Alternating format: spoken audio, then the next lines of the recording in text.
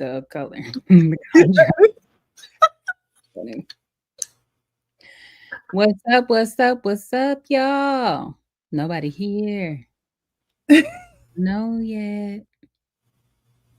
That's strange. There's usually always okay. But there's usually like always Slight lag.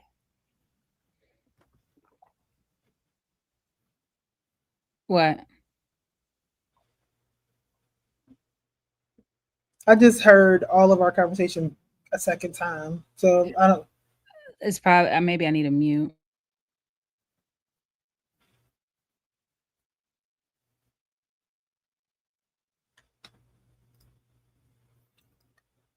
no, it was me. I had the LSR page up on YouTube. Oh, Wow, you're first and only. Why am I hearing everything delayed? Right, you're like, I was like, well, I don't hear any echo, but maybe I need a mute. What's up, Rao? Ostensibly, there's 5 other people watching, but nobody's swapping in the chat. Well, I don't know. Are you? Oh, there we go. Leah,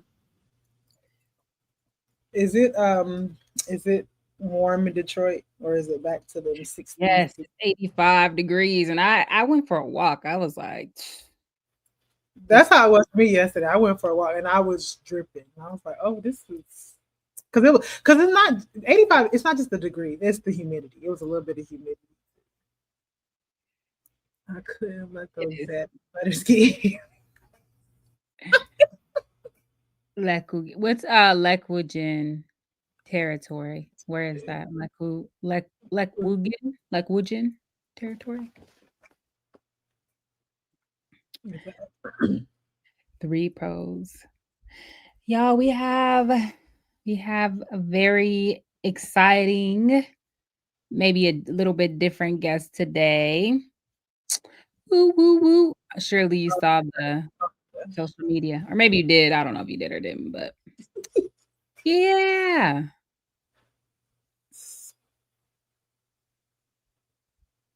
I thought you were getting ready to start talking about the like more on that later, I guess.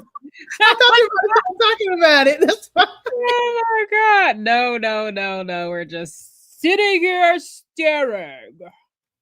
Oh my god. Oh, you are you about to be on one today? I don't know. I'm drinking this coffee, and I also put a shot of espresso in it, so maybe.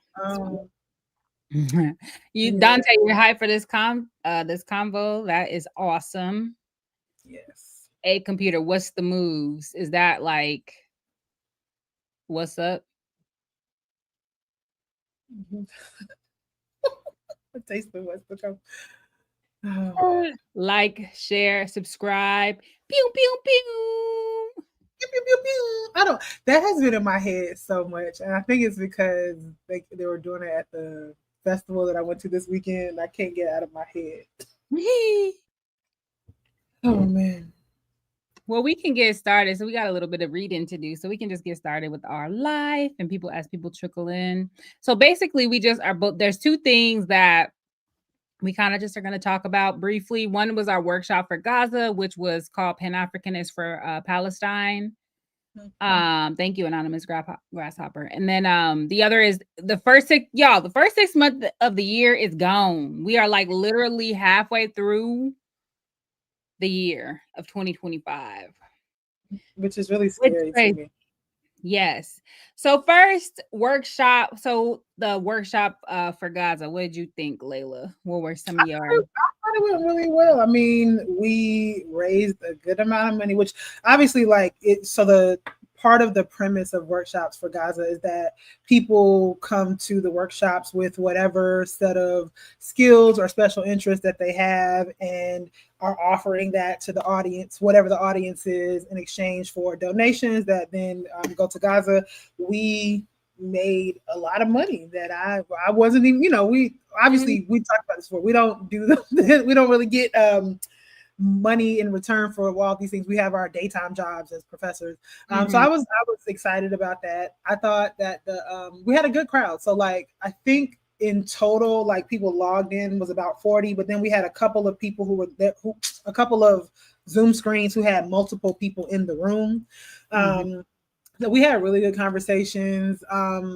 I thought, people stayed late to continue talking, which I think is always a good sign.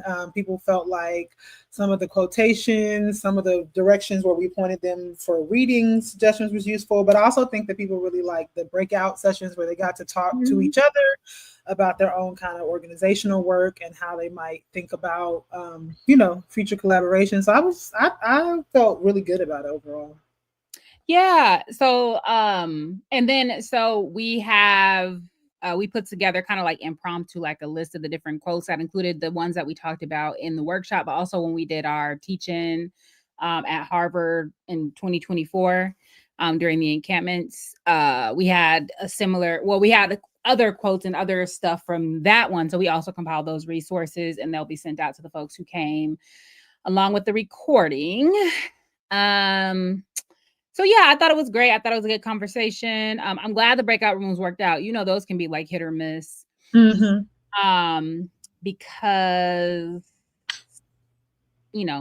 black, people be like the black screens and stuff. But I think that more people got on the screen during the breakouts than during when kind of we were talking, which was completely fine. So yeah, glad that we did it. Glad that we were able to raise some money for Palestine and just in case people ask, I think for the sake of like the people who participate and the presenters, these are not workshops that are made public after the fact. They're shared with participants. But they won't be like just available online. Not like when we did the People's Forum stuff and that other kind of stuff. Right. They won't be just available online after the fact. Right. We could probably just drop them in our linked, or our folder though, if people want them. Now first 6 months of the year, man, I don't even know. Like it's such a blur. There's been so much going on every front. So, but trucking along, I feel like, yeah, it's weird, it's just very strange to continue on like in life as if like we aren't living through history at this exact moment, but we continue. So just trying to do things that are meaningful, and including this podcast and other stuff. So yeah, but it's pretty good. My daughter's huge now, my gosh, and just reaching everything and throwing everything, and she has so many teeth coming in. So that's always so like, looking at her, you can kind of see time move, because otherwise it's kind of just, it can be like here and there, but like looking at her from January to now, it's like, oh my gosh, you're like a new human being. Yeah, so that's the first 6 months. Yeah, we're still here. I don't know. I think for me, I'm having this weird kind of thing that is like, I think that was similar to 2020. Like I've fully recognized that the pandemic was like a terrible time for a lot of and a lot of people, were losing loved ones and struggling with their own health and losing jobs and home, like all those kinds of things. But I was kind of like in a bubble, and it felt like a good time. And like similarly, I think this year, the work stuff is work stuff. I'm just talking about like my personal, mental, physical, general health. I feel like a thing that has happened for me in these last 6 months, I think I have kind of like doubled down, and like I feel like I've been feeding more into my friendships with people, and I feel like I've been getting more out of them. I think that because of my focus on like my physical health, my mental health is in a much better place. I was joking with Sharice and I logged in because I was like how dark my shoulders look in comparison to my face, and that's because I've been outside in the sun, and I'm more vigilant about sunscreen on my face than I am on my body. But in general, that I just really like the sunny times of year are just really good for me, and so I'm just I'm enjoying the. I don't like people complaining about the little heat waves. I'm not gonna complain about sun or heat ever. Like I'm just not, especially living in a place where we have summer for 2 months out of the year. So I'm okay for right now. I am dreading going into October, November, December. So You're solar powered. I really am, like honestly. So I think for me, things are okay right now. Who knows what's going to happen? Also, I was just reading, about Indiana getting rid of all their, I mean, not black studies, but all of their, like, what do you call it? It's like 157 programs. It was like all of education, fucking math, all this stuff. It's really crazy. Yeah, which is also crazy that we just came back from that conference in Indiana, and I guess that would not be possible next year, given all that's happening. So yeah, who knows what's going to continue to happen, even as things are moving along with sort of this denaturalizing of citizens, and I like the world, the general sort of political world in the US is quite crazy. But I think overall, like on a personal front, I think we're hanging in there, we're maintaining. Maintaining. That's all you can do is maintain. Oh yeah, and also like I think we are on our third or our fourth? I think we're on our fourth puzzle. So that's going amazing. And they're all 1,000 pieces. So not them big old like kindergarten husky pieces. These are 1,000 pieces. Okay, guys. Like, and we're just moving through. And then we have like what's the puzzle right now? Like, what is the image? The puzzle right now, it's kind of a crazy one. It's like a quilt, but it's like it's like a hodgepodge of shit. The one previously was like this seascape, which was really beautiful. It was really brightly colored and really beautiful, so I liked that one. And then the one before that was no, I'm tripping. The one before this one was a dragon that was brightly covered and amazing. And then the other one before that was the seascape. And the very first one we did was like a kind of, I'm looking at it because we didn't have the heart to disassemble it, but it's like a living room situation with like plants, a dog, posters on the wall, that kind of thing. So, but y'all should like take pictures of all of them, and then you can have like we take a Ussie. So, yeah. Tongo has them, but yeah, so that's dope. Okay, well, I mean, on the what else is there to report on the home? Right? It just like you said, finding small joys is about what we can do right now. Big dreams, daily joys. No. Okay, so we can read the comments now. But if y'all want to drop how your first 6 months have gone in the comments, please do that. Yeah. All right. So, you want to start? Or I can start. So Dana Green 4543 said, excellent show as always. Came over here after seeing Dr. CBS's conversation on the Bad Faith podcast. Dr. Koba's book sounds very interesting. I really enjoyed the question quote format and explain the content. Ajamu continues in the tradition of Glenn Ford with a sharp, precise, and analytical bent, which clarifies one's political commitment with no apologies. I love this. Thank you both for the work and inspiration. You are deeply loved. Thank you so much. Cynical said, great show. I was watching Dr. CBS on the Bad Faith podcast when I realized you guys went live. I must say it was so very worth watching. Y'all have multiple great conversations. I bought the Hubert Harrison book before the episode was over. Also, I could listen to the elder Ajamu Baraka speak all day. Even the last convo was able to tease out very relevant convo about our collective struggles. But I just finished the episode of Bad Faith, and Dr. CBS never named this podcast SMH. Again, fantastic work, comrades. This is a great podcast. Lord, I'm reading stuff together. I did mention it when I was just on Revolutionary Blackout Network or whatever. And I didn't mention it. I be forgetting, man. I don't be mentioning. Because they're like, I just tell people to join an organization. I don't, whatever, self promote. But yes, I should lift this show up because I like it. All right. So, a Snowman 7696 said, "Great show, ladies. Thank you." And Mark Dub is offering suggestions. Thank you. At LSR, can y'all try and invite Tourmaline on the show to talk about the new Marsha P. Johnson biography with y'all? I think it would be a really productive conversation.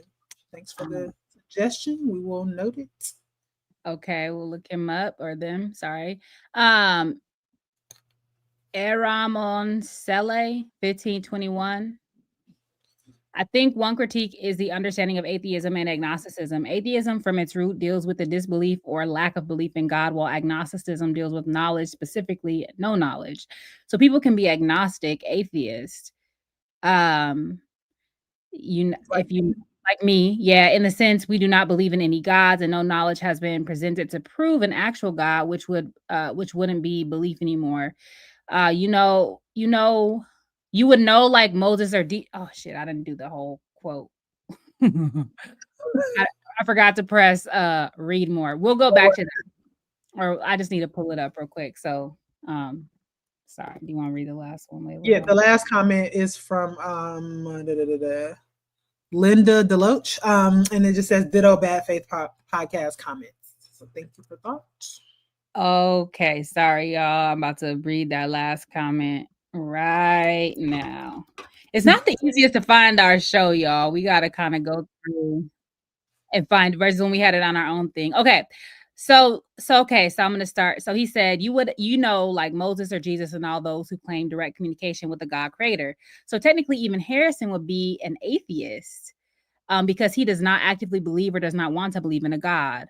As for the dogmatic atheists, the staunch no God position, I do agree they also have a burden of proof, as they are adamant that there is no God, but to a large extent have an argument, especially when you have some understanding of astrophysics, physics, or anything pertaining to space. I just wouldn't go as far to deny any possible God, because even though the universe to a large extent can be explained naturally, something sentient could still be behind it. Yeah, I thought that was pretty insightful. Thank you. Yeah, I don't really fully understand how. Well, not since I understand, but I don't know fully how my own father would identify. But I think growing up, I had a parent who did not believe in God, and a parent who did, but I think was kind of struggling with that. And so I think for myself, I've been vacillating between the atheist agnostic, but I think I've kind of settled in the agnosticism. But I don't know, always helpful to hear, people's framing of those ideas. So. Yeah. Yeah. What do people say? Spiritual, but not religious. That don't really speak to me. I don't know that that's really my bag. I understand other people, but. Mm-hmm. Okay, so DeWitt Kibeti said, could y'all do a conversation on the role of religion in revolution, particularly the moments when it proved beneficial? In Latin America, there are moments when it proved beneficial for revolution. Yeah, like Nat Turner, all kind of shit, right? So like the Nat Turner rebellion. Yeah. And Nicholas Ray actually writes a lot about religion and revolution too. That's something to think about talking about more. Yeah, I think, to each their own. Although what Secretary would say about religion and revolution is that whatever religion you believe in, you must do it to the best of your ability in the service of the people.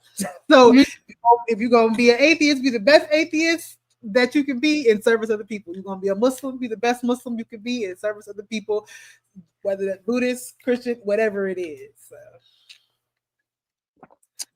Yeah, Leah said it's been hard to find shows on the platform after the demonetization. That's a YouTube thing, yes? Yeah. Yeah. Although I just Googled Black Liberation Media. Yeah, finding shows individually, I think it's hard because because of the demonetization, there's not like separate channels. It's just we're all together on one channel. So you kind of gotta sift through to find what you're looking for. But what does that have to do with the demonetization? Because I thought part of the reason why we didn't have separate channels is because we were getting dinged because it was like dual content. That's what I thought. Oh. Like, great. Okay. So we're just waiting for our guest. But okay, before we do that, oh my gosh, we're supposed to be reading this piece. We just Yeah. been Well, I okay. know we were considering waiting for Ismatu to come on Got to read, you. but look, we can go ahead and read it. But before, well, no, before we start, so basically, so our guest today is Ismatu Gwendolyn, and next week, hopefully, we'll be talking to Athenian. So most of you probably know who these people are. If not, they're kind of like, I don't know how they would self-identify, but for lack of a better term, like content creators whose platform revolves around kind of like political education, analyzing, world events, national events, current events from a anti-imperialist perspective, or using social media in a broad sense as one of the tools Hey, in Sharice, I don't know if it's me or you, but you're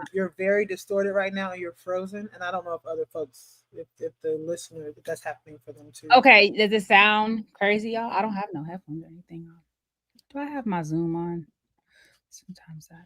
Yeah, your image is still frozen, and your voice is distorted.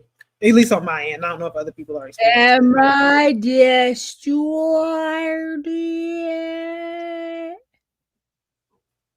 Okay, Oh, maybe it's me. It's me. It's okay, it's Layla's in. Sorry, y'all. Layla, you're frozen. Oh no, she left. Honestly, she's just restarting. Okay, sorry, y'all. But anyway, the moral of the story is this.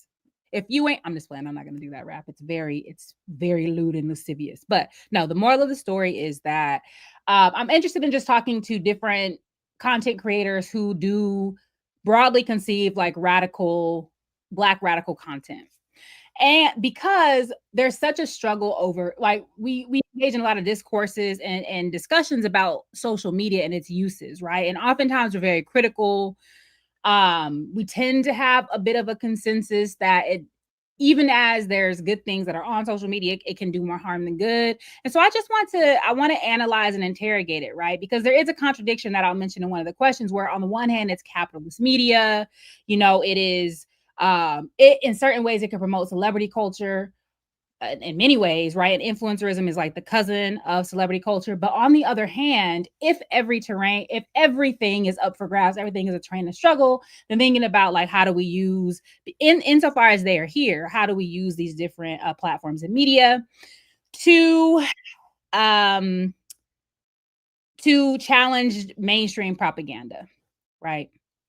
So that is what we're going to be talking about, maybe over the next couple of weeks, or just have it as part of a ongoing conversation. And if there's somebody that you all want us to talk to that we might not know about, um, definitely send us your suggestions. We're just waiting for Layla now. So okay, so are you here, Layla? I think maybe your computer's restarting. Sorry, y'all know, like, we are very low budget here. So, but Ismatu Gwendolyn is here. So I'm actually gonna pull them up. Hello, hello, how are you? Peace. Can you hear me okay? Yes, we can hear you very clearly. Oh, lovely. It's Oh, good to see you both. This is exciting for me personally.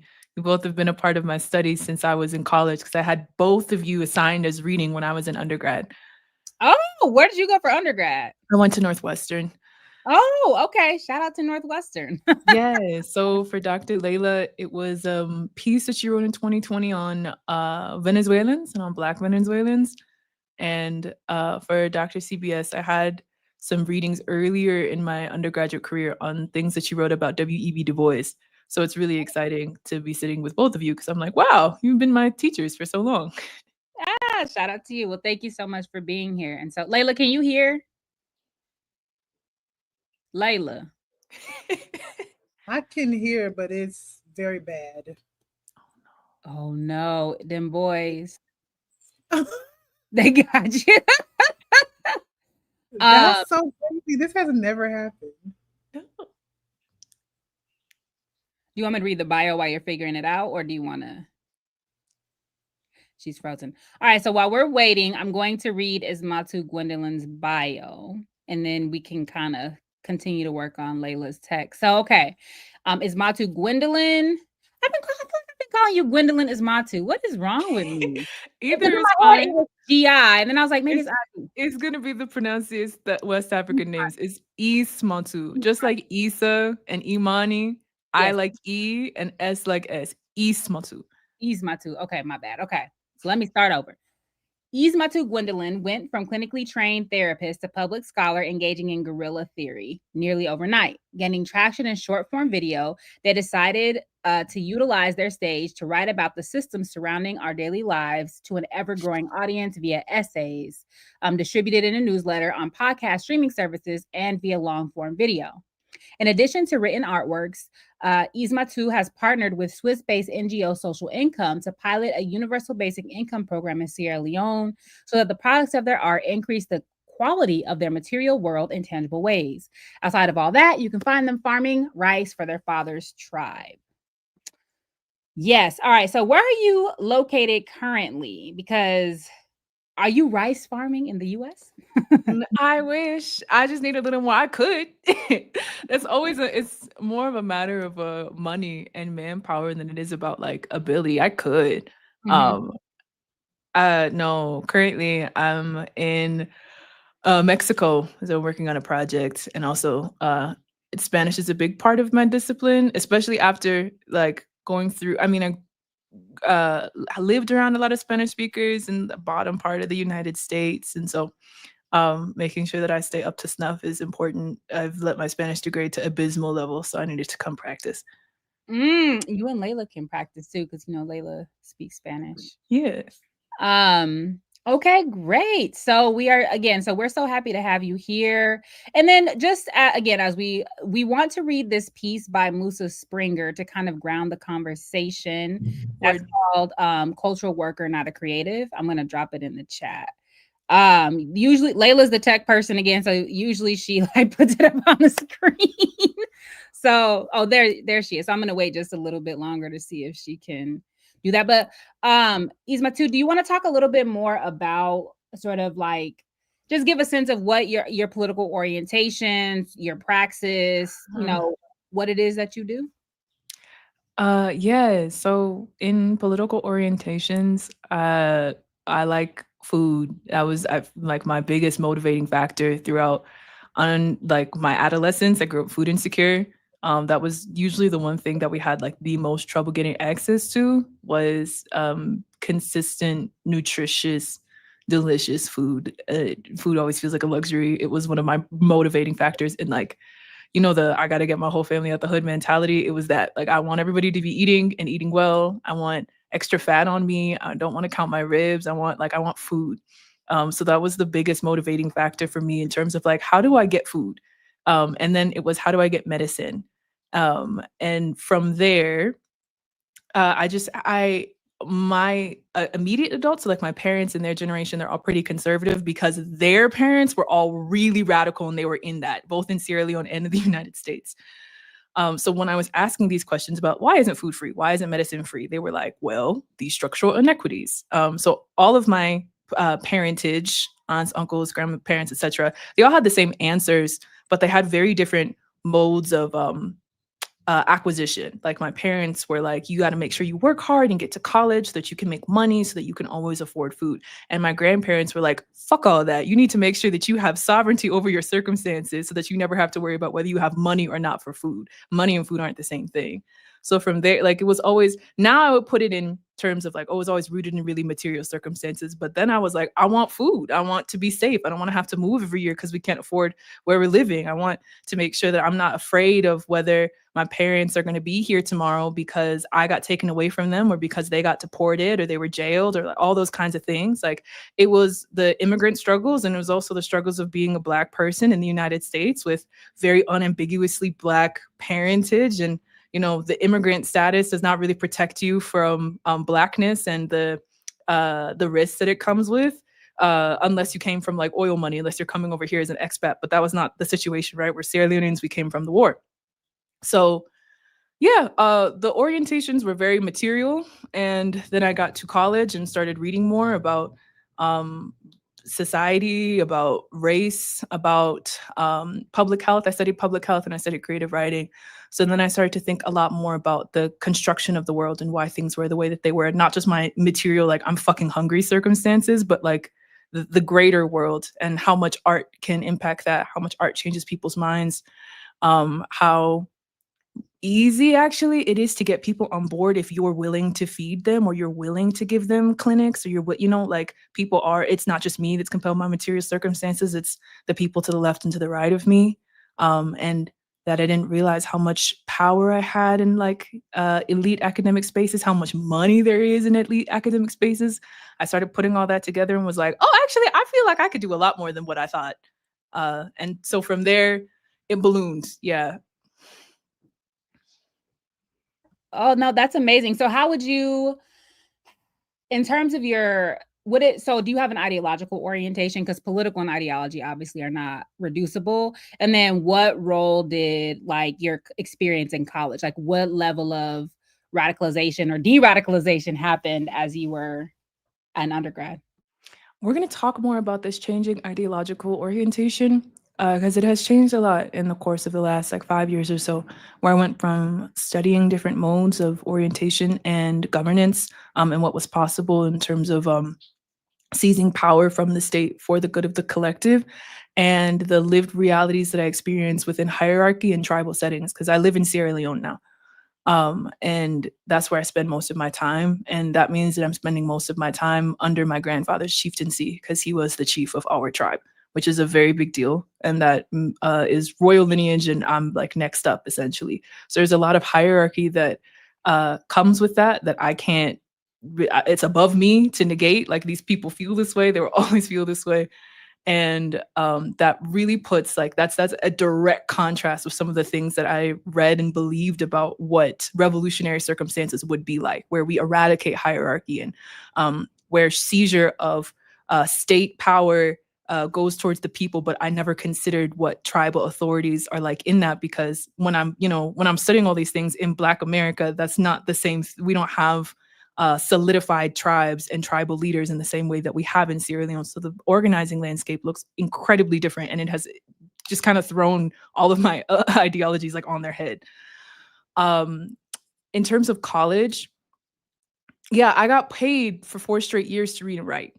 And I wasn't really thinking about how odd that circumstance is in general. I didn't go into debt for my undergraduate career. I was on scholarship, and because I was a full ride kid that had very poor parents at home, I got a refund check every quarter to pay for books, food, and then that refund check got bigger once I moved off campus. It was like between $5,000 and $6,000 a quarter to pay for lights, gas, etc., which felt like amazing money to me at the time, right? I'm 19, 20, 21 years old, getting paid to just like attend university. I did still work and stuff because I didn't need to send money home, but that was an extraordinary circumstance to be in.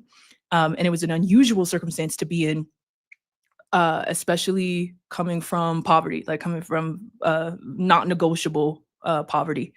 So it was nourishing for the first time. Like I got to focus my mind and not feel guilty about that and ask questions. There's something that celebrities say a lot when they make documentaries about how much they sacrificed as children, which I mean, it's very true, right? Like, it's present in every kind of, especially if there's a prodigy involved. If they were particularly good at a particular skill very young, then like there goes your social life. You don't get to be normal. You don't go to things like your life changes very quickly, and you're on a particular course. And all of that is true. I'm not trying to take that away from anyone. The same thing happens to kids in poverty. Like you don't get to have a normal life when you have to make sure that you can feed your family. So the same way that they were like, well, I went to school and then I immediately went to dance rehearsal or to vocal performance or to go practice the piano. Like I went to work after school. I was working 20 to 30 hours a week as a high school student. I was about to get sent to, yeah, it was that serious. We had a family of 6. And my junior year of high school, the summer of my junior year, both my parents lost their jobs at the same time. And I was the only adult working in the house, and I was 16. So it just was what it was. It wasn't something to ask questions about. I didn't have time to feel sorry for my circumstances. I remember how much my mom mourned that experience, but I was looking at her like, girl, buck up. We gotta feed folks. Now I'm like, I can understand why she felt so heartbroken, right? It's difficult to see your baby in that position. But then the baby didn't feel like the baby. The baby was off to work all the time. Like I was either at school or I was at work or I was falling asleep on my books trying to like get my homework done to get to class. I was about to not graduate high school because I had so many absences for truancy because I was either working or I was sick because I was working myself to death. So I also like, I don't, this idea of like the normalcy, like it's really only a particular population that gets to experience an uninterrupted childhood. There's a lot of people that are growing up in different circumstances that require them to not be able to engage in like, you know, extracurricular activities and all that kind of stuff. Not to say that I didn't, but it was always for the purposes of getting to college. So once I got to college, it's, you know, I think that young people get a reputation for being quite radical. And I would say that even though most young people are radical in terms of like emotion and in terms of mentality, their lived reactions to the world that we have around us are the same as what they've been exposed to, which is I want to feed myself and my family. And the best way to do that is to get a job. So even though I was watching Ferguson happen, I was sitting and having conversations with my parents like, hey, there's going to be a war in this country in our lifetime. I just want us to be prepared for that. We're going to have to be prepared to run. All that kind of stuff. Like I was seeing these things and I could articulate these things. I was still class climbing. I wanted to go to a good school so I could get a good job so I could take care of my family. Like I wasn't thinking about, I certainly did not expect this path in life, for one. And for two, I thought that the most radical thing that I would do was write poetry because I'm really good at poetry. It was my area of prodigy as a child. And once I picked it back up in college, like that was what I was encouraged to focus on with force, essentially, with sacrifice involved. And that was it encourages you towards a particular path. There's only so many ways you can make money as a poet, right? So like elitism and being chosen by like the book awards and, you know, the poet laureate kind of stuff, like that's the way to get it. And they were like, you're good enough to go get that stuff. But by then, I had in my public health courses lots of professors that were activists while also being that were activists with the side of professorism. I'm sure that's not unfamiliar to the two of you, right? That sometimes would miss class because they got like arrested or detained at demonstrations, that sometimes would like, you know, turn off the Zoom recording once we all got sent home from COVID and say, okay, off record, here's the stuff that I need to tell you about navigating this particular world, that kind of stuff. So these two things were at odds, right? Like be prestigious and get a life for yourself and your family, or like use some of this stuff and stake it on what you could gain for the collective, with the understanding that it's not just me that's at risk. I'm putting my family at risk because I never stopped being a primary source of support from my family. So the decision to go to graduate school is basically because I graduated into the pandemic and I didn't know what to do. But to go to graduate school for social work was specifically because of my thesis work as an undergrad. I studied Ebola and the ways that Ebola impacted the healthcare system in Sierra Leone, both in the memory and the memorialization of healthcare workers that were lost during Ebola, because that really flipped things, and also in the stigmatization that happened to Ebola survivors who were quintessential in ending the ending the epidemic of Ebola. Sierra Leone, of the 3 countries that were infected by the 2014 to 2016 Ebola epidemic in West Africa, Sierra Leone was hit the worst. We had the most deaths, we had the most casualties, and the most exponential rate of growth. And one of the reasons that the Ebola epidemic was contained, as in like 0 cases completely eradicated, was because Ebola survivors that were stigmatized in a similar way to what happened to HIV survivors in the United States. Like no one wanted to touch them. They got cast out from their communities. They were forced evictions, like all of that, like literally cast out as pariahs, still went door to door and sensitized people on the idea that you could survive Ebola, that these are the measures you can take to prevent the spread. And if you do contract it, you can survive. Like, look at me, like literally using their bodies as proof that you could survive this thing. And if they had not done that, Ebola would just be like peacefully, by the West anyways, considered endemic, and Sierra Leoneans would have continued to die horrible and preventable deaths, and that would have been it. Sitting with them, one, they tasked me. They were like, you were the only Sierra Leonean that has ever come to study this stuff. You were the only time that we've ever gotten to speak Creole, which is our lingua franca, in these interviews. When you go back to your prestigious university, do not forget about us. You must do something to come help us materially. which was a big task. I was 20 years old sitting there, like, and been swallowing, like only an undergraduate. I can't do much. Like, they were like, bullshit, you got to figure it out. So that was big.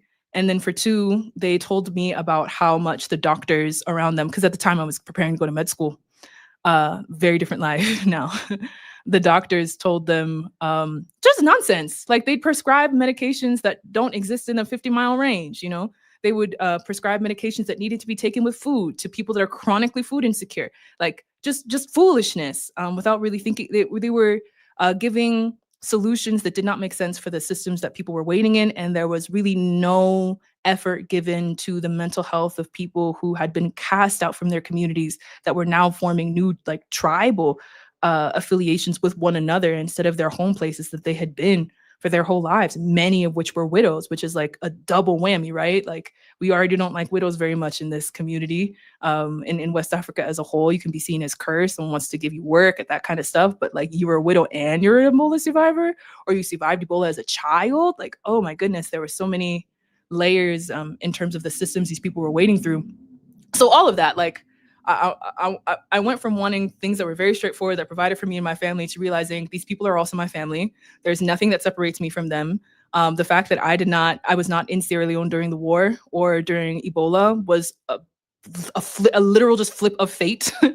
And that I owe them my life, quite frankly. So what do I do with these, even this power that feels very small, that doesn't feel like a lot, right? Like, I'm at Northwestern, suffering, being a first generation college student, first generation American, not having the typical experience that my peers are having, et cetera. I don't feel like I have a lot of power, but if these people are looking at me insisting that I have more power than I think, what if I suspend my disbelief? What if I believe them? So, like, now, a handful of years later, like 6? Yeah, like 8 years later, I'm working on a universal basic income program for them, which many of them have already been onboarded onto and are receiving the benefits of. So, yeah, college was radicalizing, not because of what I was exposed to, but because of the tasks that were asked of me. And how do you look these people in the eye and tell them no? You know what I'm saying? Sorry, I know that was long-winded. All good, all good. It's very interesting how, like, there's the political or ideological development component, there's a material component. Part of what I feel like I'm coming to is like, you don't know what's going to radicalize people. And so even if it's not my politics, it's not where I would go, people don't necessarily stay there. So for example, we've talked about how, like, I was a hotep, right? To use a pejorative term, but I was extremely like a cultural nationalist, Afrocentric. That's how I came to consciousness. And then I developed over time. And so it's just really interesting to hear you talk about these different facets of radicalization. Proudly raised by hoteps. Listen, this the entire male side of my family. So first, I'll just say I want to apologize to everybody. I don't have any clue what is going on with my internet. This has never happened. Don't know what's going on. But I'm a little discombobulated because I didn't get to hear a lot of where you started. But I do want to ask a question related to, I think, where you kind of started to end. So I don't know. I can't remember, but I think I first started watching you maybe a year ago or something. And I think I was following you primarily because some of the things that you were talking about in terms of dealing with, like, being a clinical therapist and just kind of my own kind of mental health struggles over time. And so I wanted you to maybe talk more about how you use your training as a clinical therapist in the service of liberation. Because I think a lot of people often think about therapy as this very sort of individualistic pursuit, right? And that people, when you pursue not only when you as an individual pursue therapy, that it's an individual pursuit, but even the ways that people are trained to help people heal is like as if all of our issues are our individual issues within ourselves and are not sort of related to society more broadly. And so I wanted you to talk more about your work as a clinical therapist and why it matters for us to pursue our mental and intellectual sort of well-being as a part of communal well-being. I was really excited about this question because I have a lot of thoughts about this, and I don't think that I ever get asked from this perspective. So, for the record, I'm not allowed to practice clinical therapy because I decided not to get licensure.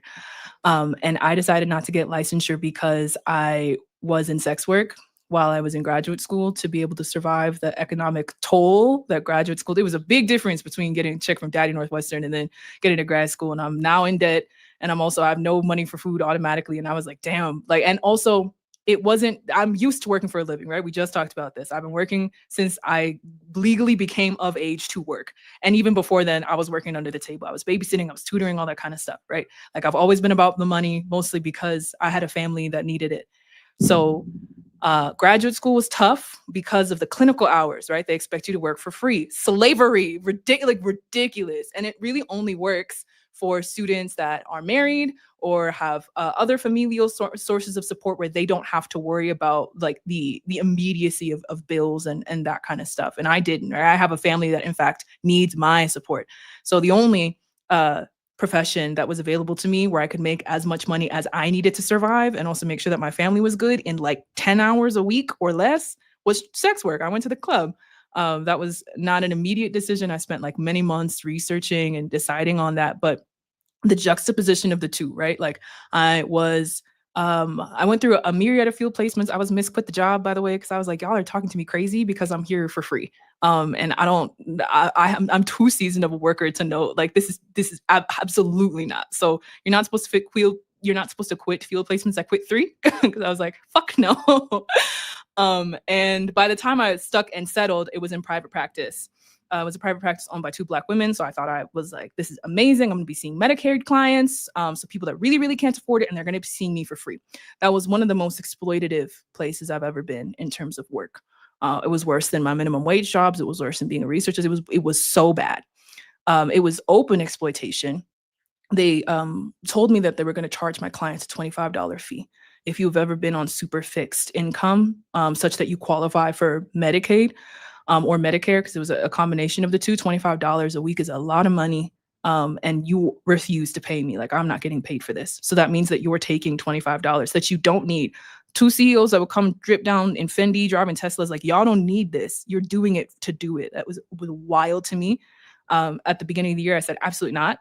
These people will be free. I was drafting reports like to my university, telling them to get them taken off the field placement limit, all that kind of stuff. They consented. And then halfway through the year, they started charging my clients, right? Once I can't leave, once I've started with them.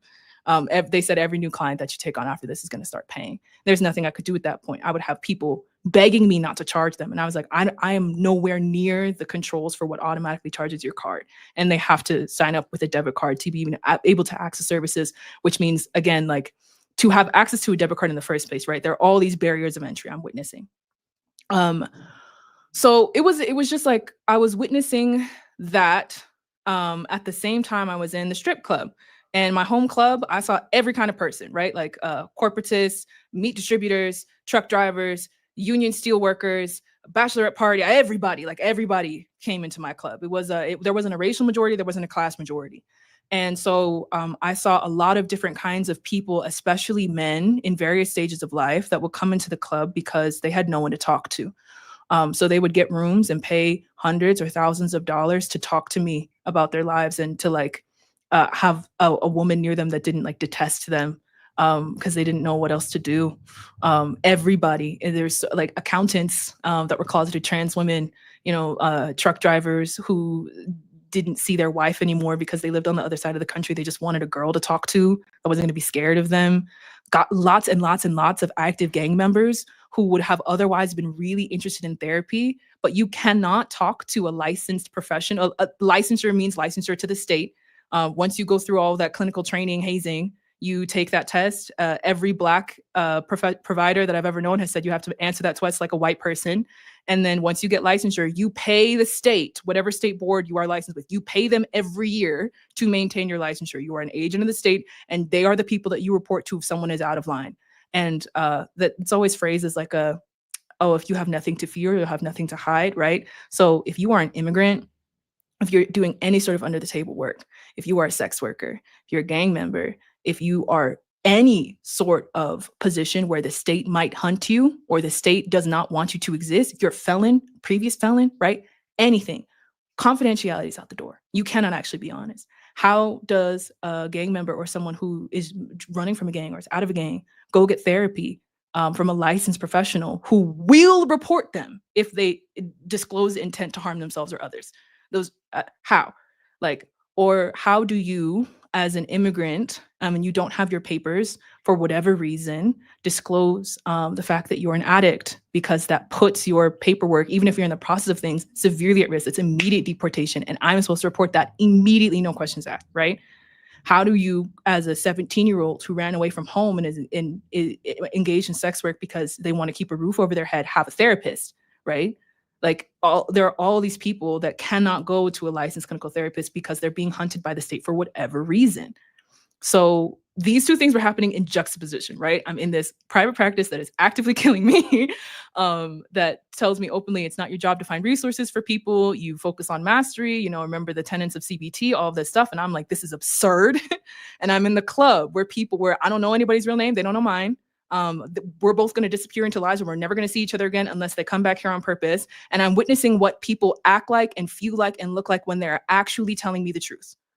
And then I'm over here, right, in therapy land. So I'm like, obviously this is not going to work, right? And it's very nice to be in a space where I don't need to use my like non-denominational teacher voice, because it's a short form video especially is one where people like pick up and mimic stuff. So I try not to sound like I normally sound. But I'm black all the time, right? Like I came from family that did drugs, dealt drugs, combination of the two. I'm not the only sex worker that I know in my family. I'm the only one that's out, but like, that's what it is. Like you get it how you live it. And my family would benefit greatly from a therapist. So many undocumented immigrants, so many people that served in the last like Sierra Leonean war. Most of my family's military vets. Like they would love to talk to someone. They can't.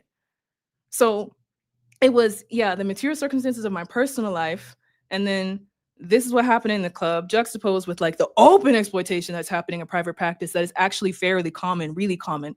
Most the exploitation's happening on both sides. Most therapists don't make a lot of money. It's the people that own the private practice that are at the top that may or may not be actively seeing clients that are making all the money. Either you're making nothing or you're making 40 to 60K a year before taxes. It's ass, right? And like you're an emotional wet nurse, essentially. You're taking on all different kinds of people, all different kinds of hurt.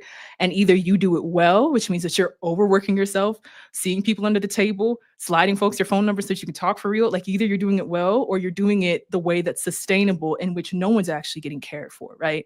So when I decided that I was going to keep practicing, I got my degree. By then I had been on short form social media, so TikTok and Instagram, for about a year.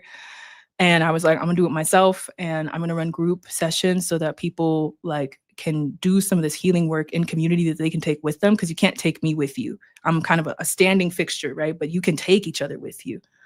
I learned a lot. And I learned that all of my suspicions that I was having in private practice, where people did not feel like they could be fully honest with me, were 100% correct. Because now I was not licensed. I had nobody to report to. No one's watching you. I can't take insurance for this reason.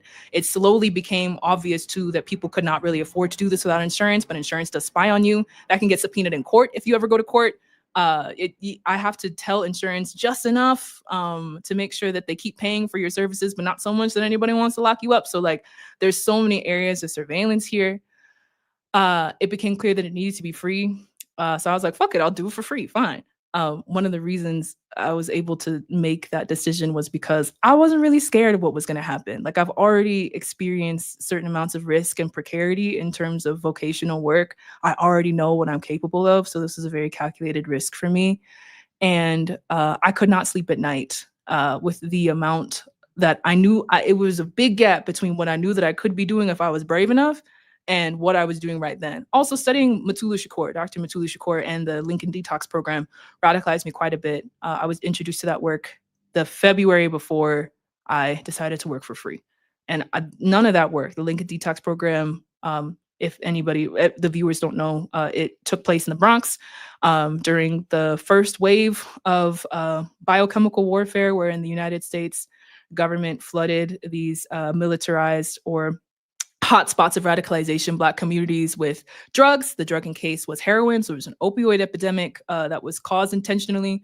And the Panthers knew it, they saw it, and many of them did something about it. They established the Lincoln Detox Program in coalition with the Young Lords Party. There was the occupation of an entire hospital to be able to have this space, and it was free. It was free. So drug users, or as Mutulu Shakur called them, drug victims, could come and get acupuncture that would wean them off of heroin use without having to go on methadone. All that work is free. And I'm looking at this now, thinking about the work that I want to do with mental health care. And also, like, I'm very interested in that program. I study it specifically because we have an epidemic of drugs that looks heinously. So I'm not about to say anything about the Sierra Leonean government because many kinds of statements are very illegal. However, there is a big problem with an opioidette, kind of a horrible mix of many different kinds of drugs called Kush. And it's taking particularly young men, from children to teenagers to adolescents, just off the street. Like, it's really terrible. So I'm thinking about this in like a multitude of circumstances, but in terms of providing mental health care, right, which I'm equipped to do now that I've gone through the training and all that kind of stuff, I'm like, this doesn't work if it's not free, just point blank. It's an automatic barrier. Accessible means free, point blank, period. So like, what do I do? And that's not really something that you're going to have an answer for before you do it. It's one of those things that you kind of got to figure out along the way. But in terms of clinical work and in terms of healing within community, none of it's that I got to get my family out the hood mindset. I want to be able to create a solution for a systemic problem. And those are fairy tales. They are lovely fairy tales, and they can get you through some of the hardest times in your life. And it's still fake. It's still fake. It's not real. Right. So I don't feel now, being publicly funded, I don't feel any more or less precarious than I felt when I was busting my ass, like ruining my lower back in the club. I don't feel any more or less precarious than when I was falling asleep on the drive home when I was 16, getting off my minimum wage job at 1 a.m. so I could get to work at 7 a.m. It's all precarious because the systems that we have in place don't actually keep people safe. And I felt precarious in the most financially comfortable stages of life that I've had, because money does not trick me into believing that I'm safe. It never has, and I don't think it ever will at this point. If there's ever a place, if you want to go like remove yourself from a nervous system attachment to money, go to the strip club. It's too much money. Eventually it starts to look like Monopoly money. It's just fake. Like I remember the night where I was looking at this shit falling down from the sky. Again, whole club up because of me. I'm watching thousands rain down from the ceiling. Right. And I feel like a ghetto ballerina snow globe. It's amazing. Should feel amazing. Money is a great drug. And I felt absolutely nothing. I was like, I'm tired of this and I want to go home. None of that would have been survivable in sex work had I not had my locker mates, had I not had the people that have my phone number, had I not had the people that we don't talk, but I can call you if I'm in an emergency. It was a pivotal experience in what it felt like to have people of different ages, races, classes show up for one another without any second thought or regard. I would also not have these like healing community if I hadn't been homeless. I'm born in homelessness, homeless as a teenager, homeless then as an adult, and experienced what it feels like to be fed even though I don't have any money. I don't know that I would... When I had an individual therapist, when I was mandated to have one in undergrad because they had me on suicide watch, didn't know that then, but now that I see, I'm like, oh goodness, I was in trouble. And I thought about the work of healing individually. I would get out of therapy and I would immediately call my sister, who grew up in the same family system as me, right? And we would talk about these things. I don't think that therapy would have been as effective, even the individual therapy that I was receiving, if I hadn't been able to call my sister and had us talk about it. So like, again, long-winded answer. Also, please feel free to interrupt me at any time because I'm not going to forget what I have to say. But there is no real any individual healing that's an illusion. It's an illusion that makes us feel really nice, and it allows us to continue to be productive, because that's the point of individualized healing, is to make sure that the machine of you, the worker being you, is good enough so that you can keep producing capital. But in terms of actual healing, actual understanding, and healing that comes with material change, and then that comes with community for real, like community that you can call and kiki with and stay up to 3 a.m. with and have champagne for breakfast with. Not that I do that anymore, but at that time in life, if you want that, like, you can't do that by yourself. There's no way. Yeah, we definitely want to give you the opportunity to kind of follow where the questions take you. So we're academics. We're used to long-winded answers. So it's all good. But I kind of want to pull on some threads that you talked about to ask a question about influencerism. I think one of the conversations that we had when I met you was that last summer? It feels like 5,000 years ago. But when we met was about a critique of influencers and how you were kind of thinking through this, given like how you were positioned. So like, we're critical on this show of the counter-revolutionary function of celebrity culture, and influencerism is its twin cousin, right? It's first cousin.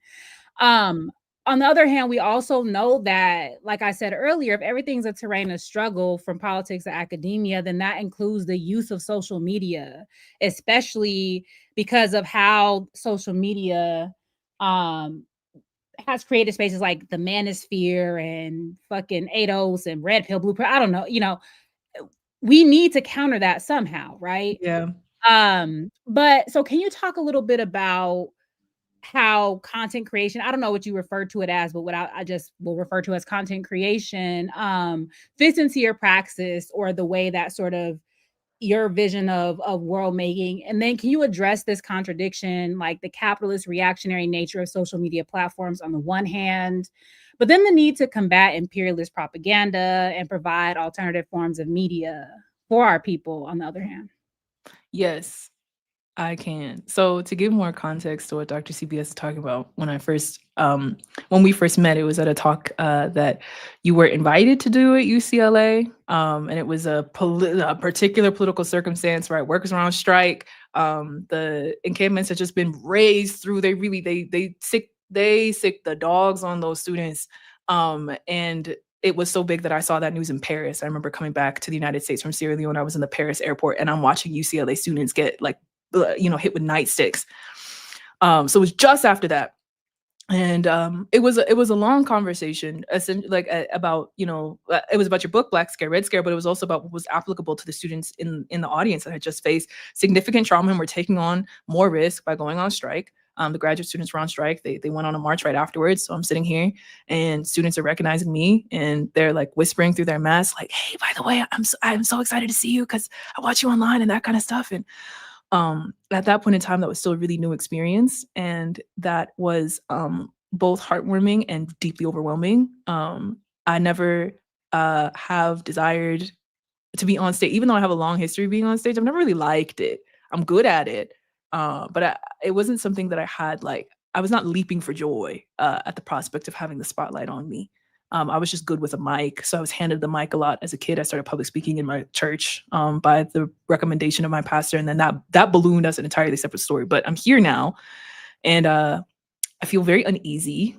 And I had followed you on Twitter I can't say since quite some time because I only got on Twitter in 2020. But I had, yeah, okay.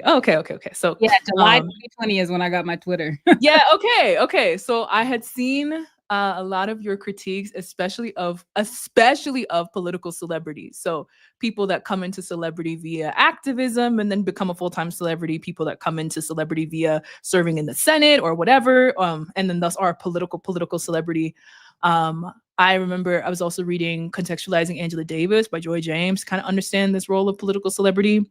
And I spoke to Sekou Odinga about it a lot before he had passed, which like that was real. I mean, it still feels very fresh. It still feels like it didn't happen, quite frankly. But at that point in time, we had just lost him, and him and I got really close in the last 6 months of his life. And he resented celebrity a lot because he came out a lockdown, 33 years in prison. Many of them were consecutive years in solitary. And now he is expected to speak, and be on Democracy Now! And be on stage and give talks and all that kind of stuff. And that was never his role, his desired role, nor his executed role in revolutionary thought, intent, and action. He was always a strategist, he was a militarist, and he was a soldier, and a soldier promoted to general, quite frankly. So we talked about it a lot. And now here I am, and he's gone. And I have these big social media followings that are getting bigger and bigger. And I can see the use of them. But I'm also like, I wouldn't call celebrity and influencer, they're not different things. It's just that this is like the newest iteration of that. Like influencers feel to traditional celebrities like TV actors felt to Hollywood actors when TV became the thing, became like the new court. What is it, like the new commons, right? It was very lowbrow because it threatened the previous systems in place. That's how I felt and do feel about social media. That it's just the new version of celebrity. People scream when they see me now.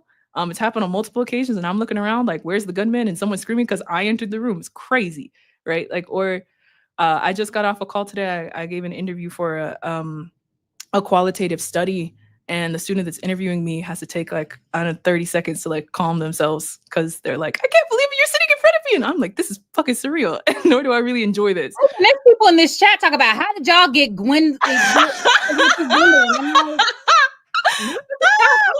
Yeah, it's weird. It's weird. And I would have never chosen this for myself, quite frankly. I never set out for this, ever. So the choice to then use celebrity as a tool was distinct, and it was not without its grief. I cried a lot. I cried to various people about it, and it means that I have to accept the public that I have. Like the public that I want would be deeply critical of me. The public that I want would be very slow to trust me, especially because I have a large social following. They would ask themselves these contradictions. They would challenge me on these contradictions. The public that I would like would ask for receipts a hell of a lot more than I actually get asked, which is zero. And they certainly would not be impressed with me when I say, "Hey, we need to have a financial transparency meeting." People are like, "Ismatu, you're so cool. That's the basics, the bare minimum of someone taking your money. You should know where that money is going." All that kind of stuff, right? So it makes you more of a symbol than like a blinking real human. And I was witnessing that happen to me, and I chose to keep going, which means that I cried a lot of tears about that decision. With that being said, I make popular education. I pool and disseminate resources. I talk about the projects that I'm working on to the degree that I think is safe to be able to share in public, because I always have to assume cops are watching me. They definitely are. Social media is where everybody is. I did not grow up on social media. I know that's uncommon for someone my age. I'm 27. I grew up with dial-up internet in the mountains.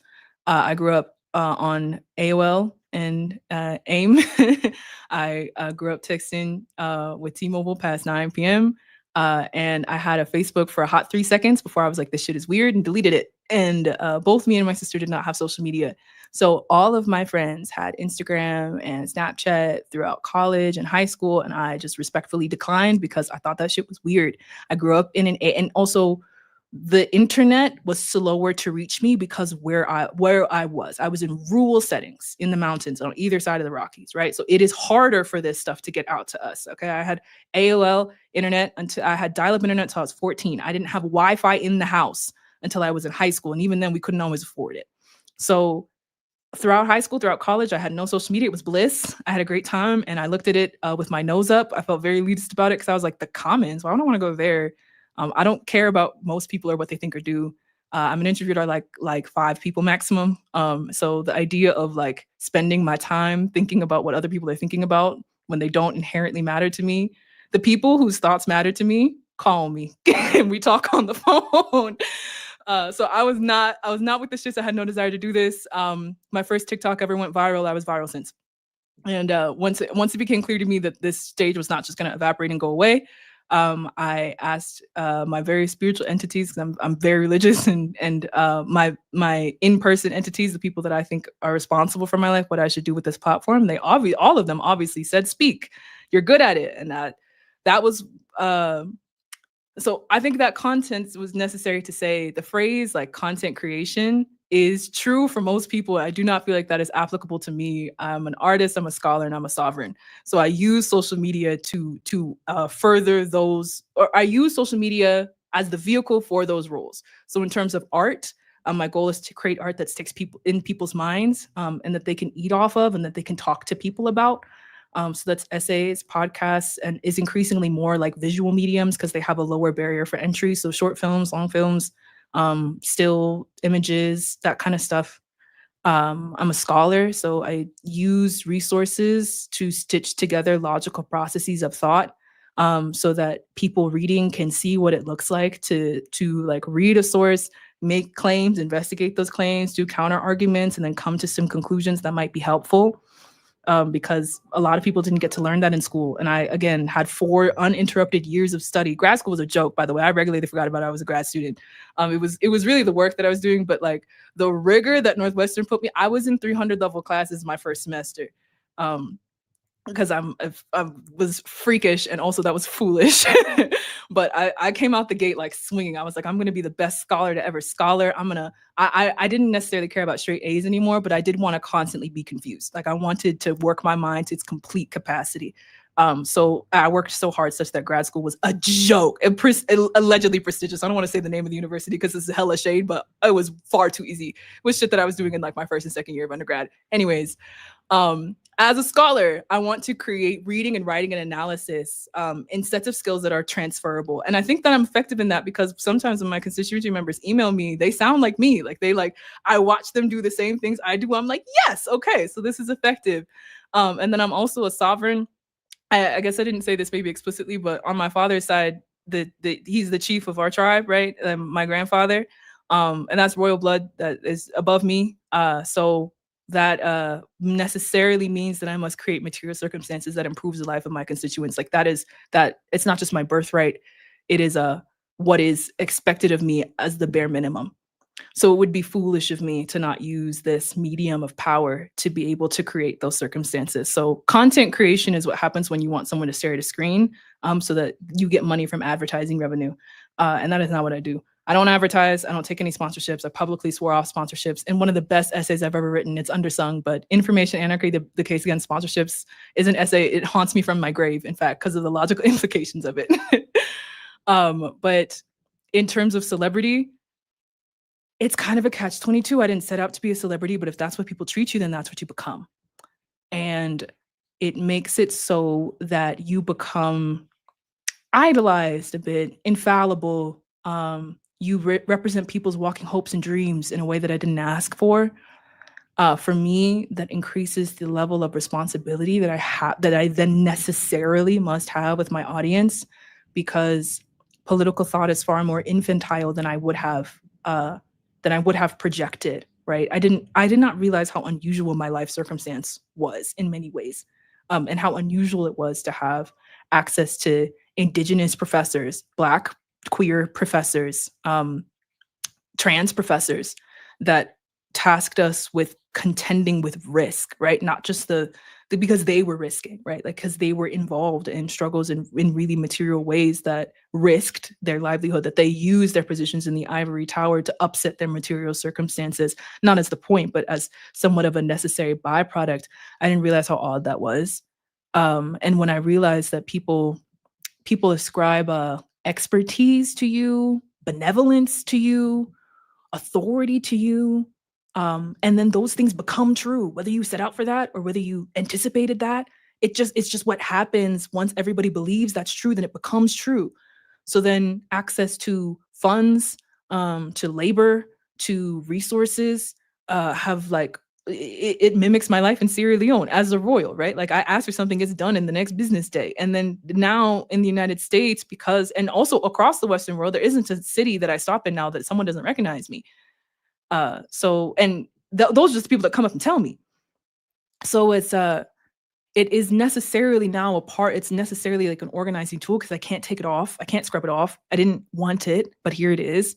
And the best thing that I can do within these contradictions is continually assume more risk with more power. Like that's the only way forward, if that makes sense. Because the moment that I stop, right, circulating funds or stop using resources to build public works of good, the moment that I stop and I just say, okay, well, this is for me to be comfortable, then I become a traditional celebrity. Then my political teeth dull. Not just my ideological teeth or like the things that I think, but also my ability to create real change. And the scary part is everyone would be satisfied with that. Everyone as far as what has been communicated to me, people are very satisfied with the idea that we want you to produce things that make us think, and we want to keep you safe. And I am like, that is the worst iteration of this that could possibly be. We have that. We have, celebrity scholars that get to do $50,000 keynotes and take that money for themselves and make the whole audience go, ooh, ah. Like, we're so desperate for hope. We're so desperate to feel things that we're willing to employ charlatans, who are not active in any sort of real like rigor or building anything or risk, because those are still our desires. Like, we still, the masses, my masses, right? Black masses, indigenous masses, immigrant masses, right? We still want to be rich and comfortable more than we want to be free.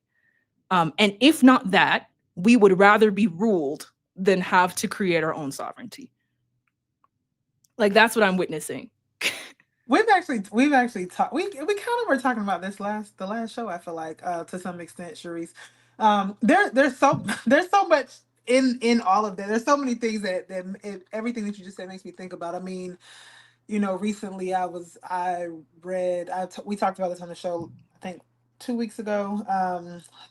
There's so much about your journey through trying to become licensed that resonates with what I read in Aloha Author's book about going with grief and her experience trying to start her business as a death doula. But she was like a legal aid worker prior to that. And so much of your experience, like the work that she really wanted to do was about helping people, and she was just really discouraged from helping people and like constantly being told that she was spending too much time with clients and too invested in them and all these kinds of things. So there's just so much there that was kind of resonating with me as I was listening to you talk.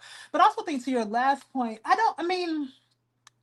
if it is that, folks are being paid $50,000 to speak and think for each other, that's true, but that's also not necessarily readily accessible to the vast majority of people either. No, that's most what I'm people trying are to not. say. Yeah. And so, I get you. I take your point, one, about like people wanting to be kind of told, like to be governed, right? And like ideally we want people to be able to develop their own tools of discernment, right? But for some people, if it is that we have to meet folks where we are, then for those of us who are, willing to do some of that work, then I take all that. So I'm trying to figure out which direction I want to go with the questions. I think they're Wait, both I want to relevant. clarify. I feel like I need to do some numbers, right? Okay, the first time I made a video in which I was like, I'm not charging my clients any fucking money because I'm over this shit. I can't sleep at night. So if you want to help me in that regard, great. If you don't, that is okay. But I want you to know, whether I get dollars from this or I don't, I will be doing that work. I got $50,000, 50, in aid that was just marked with, we want you to survive well. So, and also I know from like working with like my previous Black student unions, etc., Northwestern and stuff, when we invite people to keynote, those are about the numbers we give them. Or like when I was the director of my gospel choir, those are about the numbers that you're working with. So I'm like, okay, I know what class I'm in. Like that, if I was ever in, that was the summer of 2023. That was when I first moved to New York. I had gotten unsurreptitiously adopted by Black Panthers that lived there, and the other half of my life was online. And I was contending with the fact that I was a celebrity because I'm walking around my neighborhood and people are like, oh my God. And I'm like, Jesus Christ, like what? Like, I'm always expecting an emergency. The emergency was me. The emergency was just that someone saw my face.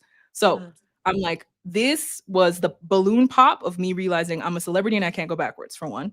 And two, it helped me realize what class of celebrity I'm in. Social media has a way of like fast tracking you. Before, if you wanted to be a political celebrity of any sort, that took years and years and years of grinding, even if that wasn't necessarily what you were setting out for, right? I wouldn't argue that most of the political celebrities we have now were like, you know what I want to be on a t-shirt. Like, that's not how you start out typically, right? But it is where you end up because that's where it's safe, right? And it's what people expect. So that was my blinking moment of like, oh, you're a celebrity. You're a celebrity that matters a lot to people, and people are willing to give over money to make sure that you are safe. That's how much people care about you. So that was not a critique of the vast majority of academics or people, like, etc. Like, I have a lot of access to comfort, such that it would be not just disingenuous, it'd be insidious if I did not do something to stake these comforts on collective good. That's what I mean. You're right, Dr. Layla, the vast majority of people never get there. And I'm there about a year and a half after creating a TikTok account.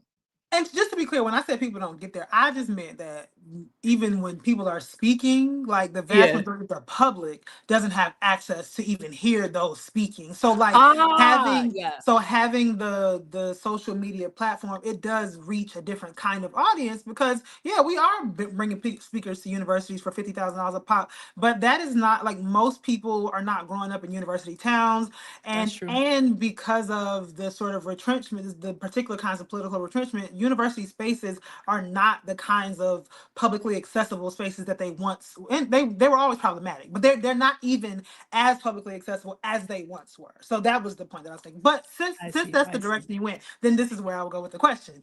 So you have described yourself as an algorithmically elected official. Correct. So I want to talk about that too, right? So can you because I think you've talked about why it's important for you to have this like experience where you're like radicalizing in public, right? And so like we kind of started talking about that when you first got on, about what it means to like talk about where we're coming from politically to where we're going. But also, can you talk about like what it means to like have that particular sense of one like when you say an algorithmically elected official, what does that mean? Why does it matter to define yourself that way? But like, what's your responsibility based on being that? And then, I'm curious, because I think, once you made the decision to leave the U.S., I'm curious if like your experience with social media, how it looks different with your U.S. audiences versus maybe some of your Sierra Leonean African audiences or just international audiences outside of the U.S. So I wanted to hear you maybe talk a little bit more about that. Okay. That's a lot of questions. For one, okay. I'll start with the lived reality of being chief, right? The skinny of it is that my father was supposed to take over the chieftaincy and didn't for a multitude of reasons. I understand why he didn't. It's not the job for a young man, and his father died when he was 15. And paramount chief means chief of chiefs. The Limba tribe in Sierra Leone is probably about 80,000 people now. Like I see 50,000, but those censuses are from like 15, 20 years ago. We're probably looking between like 80 and 100,000 people. So there's chiefs that are regional to like the circumstance of where people live in the Limba tribe. They're the only tribe that's indigenous to the region of Sierra Leone. And then there's the chief that all of those chiefs answer to. Everybody knows that person in the tribe. Chief Bombolai, Chief Araizu Bombolai, was not just like the great chief of the Limba tribe. He was the great chief, period. Everybody knows that name. When I am in Freetown and we're playing the like, where are you from game, which always involves talking about your lineage. At least like in Sierra Leone, you look like your parents. You'll tell people who your family is and what their tribal affiliations are. My mother is Creole, so that's the tribe of people that it's descended of formerly enslaved folks from both Britain and North America. And then when I talk about Limba and like I try not to extend, and then eventually someone's like, "But who's your dad? Who's your dad? Like, what tribe are you from?" It said, "Where's village are you from?" And I gotta say Chief Bombolai's name. The whole room changes because everybody knows that man. He's so famous that he's a saying. If someone calls you a real Chief Bombolai, they're talking about the fact that you're a womanizer because my grandfather had 25 wives because he could afford 25 wives, which is crazy. But that's the circumstance that I'm in Sierra Leone, like just abject royalty. And there's no doubt about it. And that was again, did I grow up a princess? No, I grew up working my ass off in the United States. So coming back to Sierra Leone and immediately being in the noble class, my family out there has stone mansions that are 16 rooms. And, I have a room and an ensuite and a bathroom to myself and servants and all that kind of stuff. And my family looks at me weird because I have lunch with the servants because they're the people that I can relate to because I didn't grow up like this. Like, yeah. Okay. So riding around with the current paramount chief, he took me to my homecoming. This is so weird. So it was like this felt like my life, like incredibly flipped on a dime. Right. So I moved back to Sierra Leone to engage in rice farming. I raised all this money for it. Now I actually have to do it. So he takes me to my father's tribe and I'm, seated next to him in the car and the windows are down and he's waving out and people are calling at him, "Chief, Chief." And when they see him, they run up to the car and he gives them money. He opens his wallet and he gives them money because that's a part of his job, is the redistribution of the wealth that the tribe imbues him with. Does that make sense? So there's no such thing as a poor chief, for one. It's the job of a rich man. Chiefs are somewhat democratically elected in my tribe. There are, like, you can challenge for it. There are a couple families, but it generally bops around a couple families, and it usually passes through lineage. Okay, so we don't have that kind of system in the greater United States culture. In indigenous systems on Turtle Island, yes, there's still chieftaincies and they garner a lot of respect and authority. But in terms of like Black America, we don't have chiefs, but we do have celebrities that we treat very similarly, where we imbue them with power and authority, and they give us back art that usually talks about how great it is to be rich. I think it's ass, but like, I'm looking at this, like, structurally, these systems are very similar. Now, when I about probably like, let's see, maybe I hit 100,000 followers on TikTok in like 3 weeks, a little less. And then I was like, ooh, people will just take my word for it. Like, when I say things, people will take them as true. And I didn't realize that. That's not how I experienced social media. I didn't grow up on social media. So when someone says things, I'm like, I'd investigate that claim. I'm scrolling over, who is this? Who is this person? Why did they say that? How did they come to these conclusions? What are their sources? That kind of stuff. That's an exhausting way to be on social media, by the way. It takes a lot of concentration, which is probably one of the reasons that I didn't enjoy it very much, right? Because you're just supposed to be, especially on TikTok, which is a algorithm based more than it is like you select the people that you see. That's a really exhausting way to exist on an app that is designed to turn off your brain. It's structured like a casino. There are no windows on TikTok, you know? It used to be such that they didn't even show the time in like the early 2019, 2020 days of TikTok. Like, people had to position so that you could see like the time bar on social media, because you couldn't even tell time passing. It's designed to put you in a hypnotic state, especially now that I've studied somatics and hypnotherapy.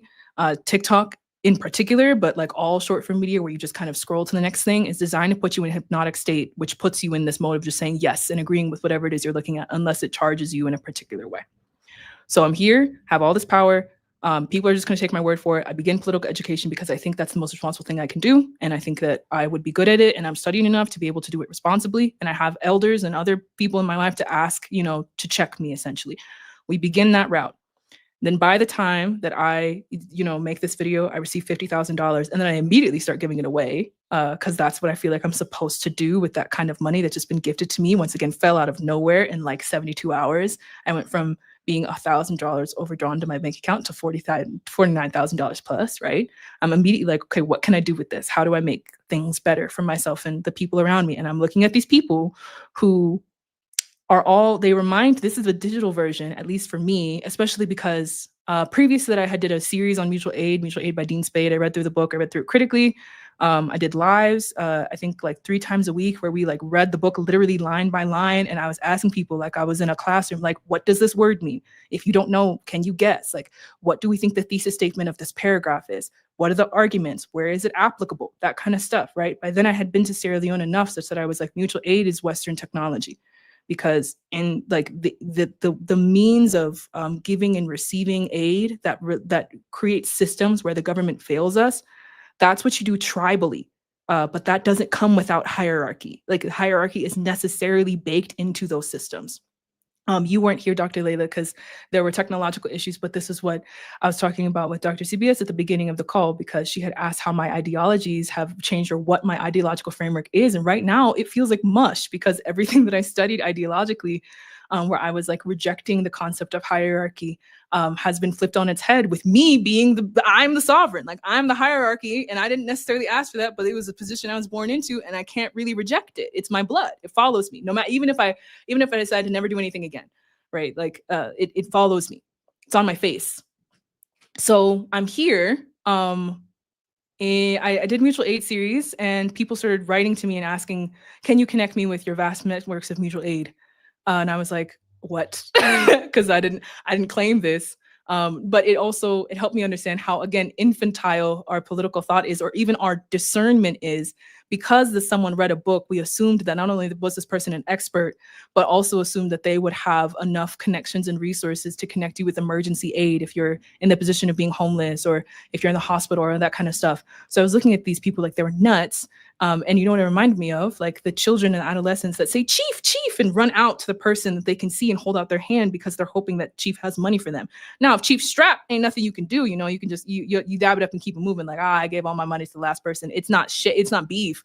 But like, that's what you expect from the chief, from the hyper-visible person who concentrates power for this particular community. So I was witnessing that going, that's odd. And I wasn't expecting that.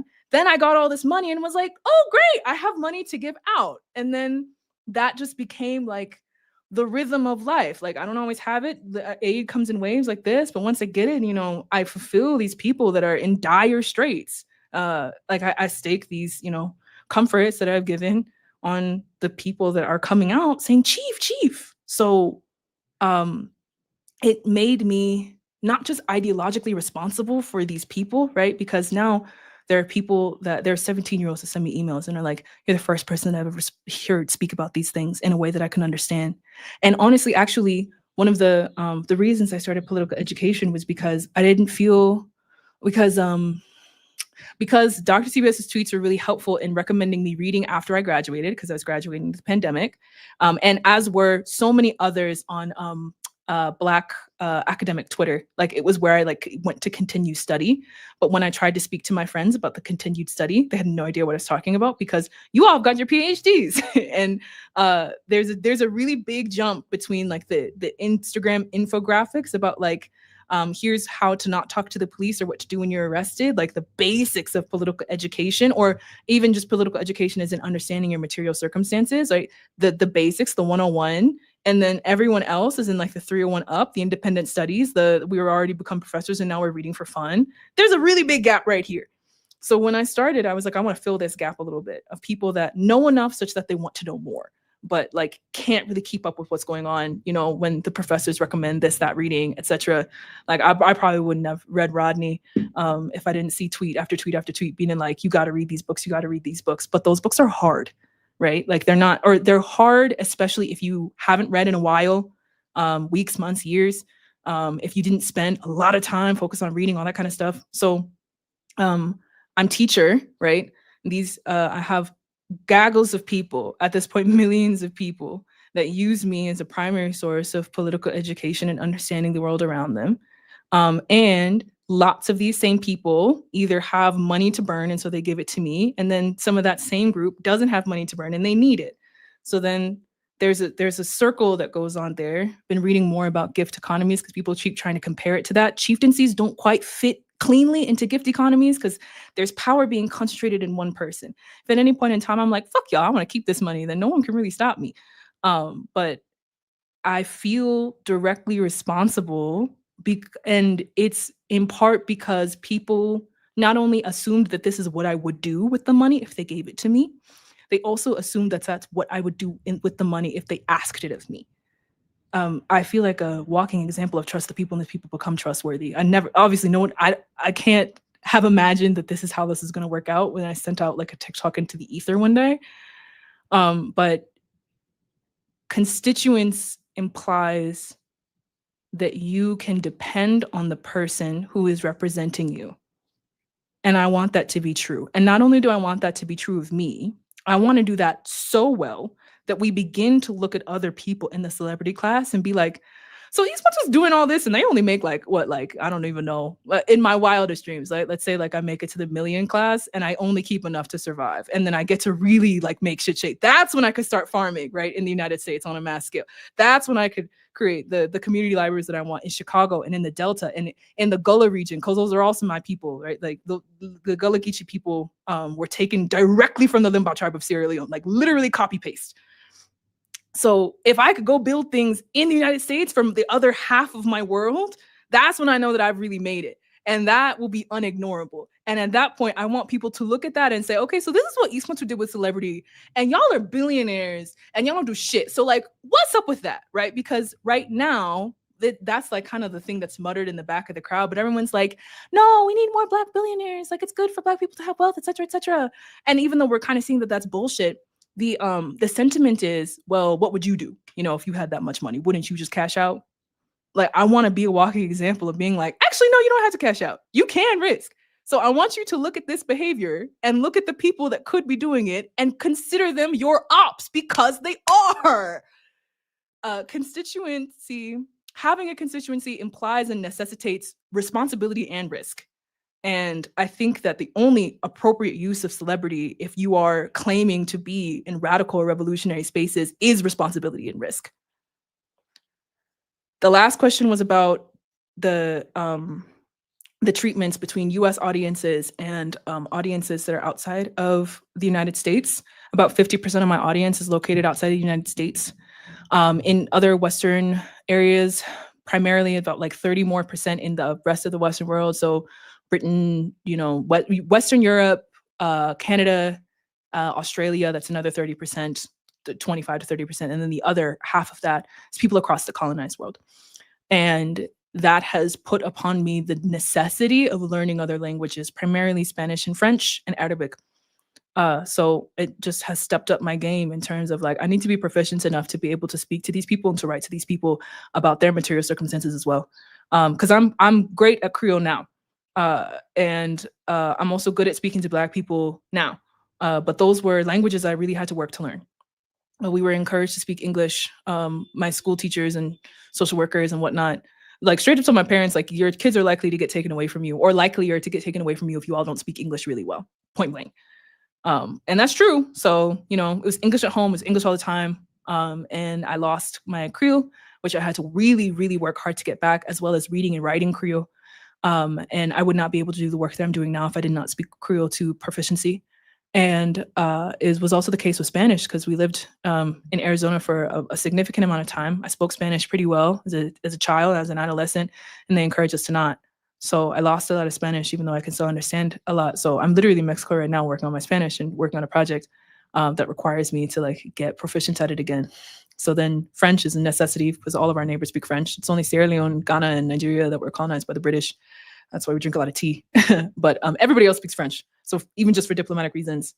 But then also for the purposes of my constituency, I would fail them if I didn't learn French. And languages are easy problems to solve. Toni Kambambara talks a lot about this as well. In her journeys from writer to filmmaker, because it was more collaborative, thinking about how best to serve communities with art. She was like, language barriers are a huge problem. She especially started saying this after she came back from Vietnam. And being invited on the delegation out there, coming back, writing about it, she was like, we would get so much more done if we could understand each other. I think all Black people should speak Spanish. But Black people that live in the colonized United States, Spanish is a must for us, right? Because there's so many other Black people that speak Spanish. And also Latin America, like, man, like I don't even have words. The amount of dedication that there is to consistent ideological and material struggle that has happened across Latin America, and how much they held each other down, like in the 1960s, and when we had this global uprising of utilizing the nation state technology, of seeking independence within the nation state technology, and of coordinated uprisings like across the world, of communication, of international relations amongst revolutionary parties. Like the more that I learn about this era, I'm just like, we need to speak Spanish, like have to. It's all these people out here that are doing the exact same kind of work, just on the flip side of the equator, or not even that far. Yeah, I think that's all the questions. You do a good job of keeping track of all of them. There was a couple things that I wanted to kind of lift up from the chat. One is about like how you got connected with the Black Panthers and work. And then the second is this I want to think with you a little bit about this royalty question and whether or not you actually can disavow it. In the context of the United States, you certainly can, because if you never would have said it, nobody here would have known. Like, nobody knows anything. Nobody even knows that Africa is not a country. Just kidding. You know what I mean? But and so I want to just read. There was somebody in the chat who had to kind of raise this. Like, it's too comfortable to say I can't do nothing but be the Don, right? Whatever. The mafia equivalent, I guess. The Don, like a Don is the leader of a mafia. So I think it's just a little. Oh, okay. to be a leader, right? To be Right. royalty. I ain't nobody, but I want to ask her to bust that statement down. So so what do you mean by that? What do you mean when you say that you can't disavow it? The other thing that I was thinking about is the way that you describe like your like your position as like royalty. Thinking about this in terms of like identity versus structural location. Like if you take it up in our like, you know, particular critiques of like identitarianism, because I think if you take that up as an identity, then it can be something that there's no responsibility to that. But if you talk about like your structural reality, I think that can be a sort of like there's a responsibility that comes with how you're positioned, right? And it reminds me a little bit of class suicide. The other thing I was thinking as you were talking about that is about caste and caste in the African context. Because when you the way that Black celebrities operate in the US, I would say it doesn't parallel to what you're talking about. Not exactly. No, the comparison certainly is not one to one. In terms of like maybe the uncritical veneration or something, I don't know. But because like so when I was reading about what Sheikh Anta Diop was writing about different caste societies in Africa, one of the commonalities was that you never exploit a caste that's below you. Your responsibility is to help lower caste, period. In the context of the United States, people who have more power, resources, and authority, their job is to exploit anybody, up to and including these celebrities who are like exploiting their audiences, right? And so anyway, I just wanted to lift up those two things, like thinking about like how you got linked up with the Black Panther Party, and then just hearing you kind of think more about or talk more about like your position. Okay, I'm gonna do the second one first because the first one is a short answer and also mildly funny story. The second one has a lot of moving parts. So I too, as someone born and raised in the United States, also was like, this whole world shit don't really need to affect my life. Like, I don't really got to engage with it. I don't have to tell anyone.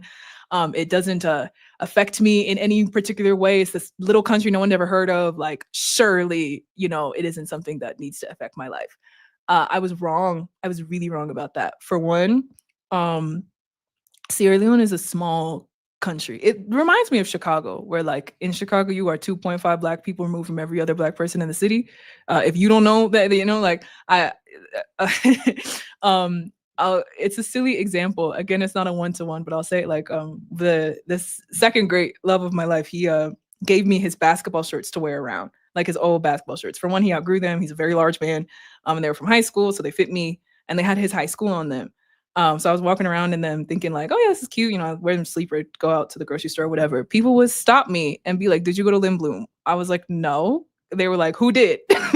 And like, it's my face works a similar way in Sierra Leone because I look just like my father and my grandmother who look just like, I can't escape it.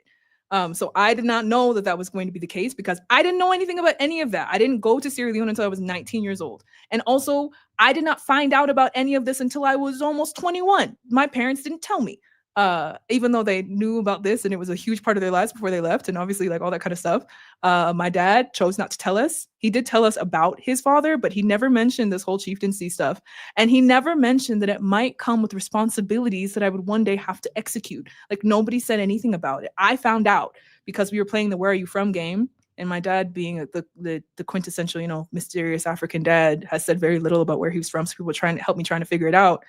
I know my grandfather's name. Once I said it, they were like, oh, you need to do some investigating about that because that's quite a man to be descended from. Now, Alhaji Bombolai had 25 wives and around 50 children. They all lived in a giant compound together, which means that he has a lot of grandchildren, right? That does not automatically so basically I'm saying there's a lot of us running around. I'm not going to say it's a common experience necessarily because it's still a particular lineage, but I'm certainly not the only one, right? This is not like necessarily a chosen one situation. It's that a couple things happened at once, right? I found out about this lineage. I found out that my father was supposed to be the next one and he didn't, again, for a multitude of good reasons. But it like that does still mean that people still kind of look to us in our lineage and our family to be like, y'all the ones that are supposed to be doing it, and your dad didn't take it up. So like, and I'm the one that came back from my father has 2 children, myself and my sister, and my sister doesn't really want to, which is fine. She's an opera singer and she's doing great. I'm the one that came back. So when I came back and I found out about these things, and then I went home, they were like, here are your responsibilities. And I was like, oh, okay. It's not that I sure I could have said no, but I like these people and they're my family. And I wanted to get to know my family. And I don't know that I would have been able to get to know them well if I had said, oh, I want to know y'all, but I don't really want to owe you anything.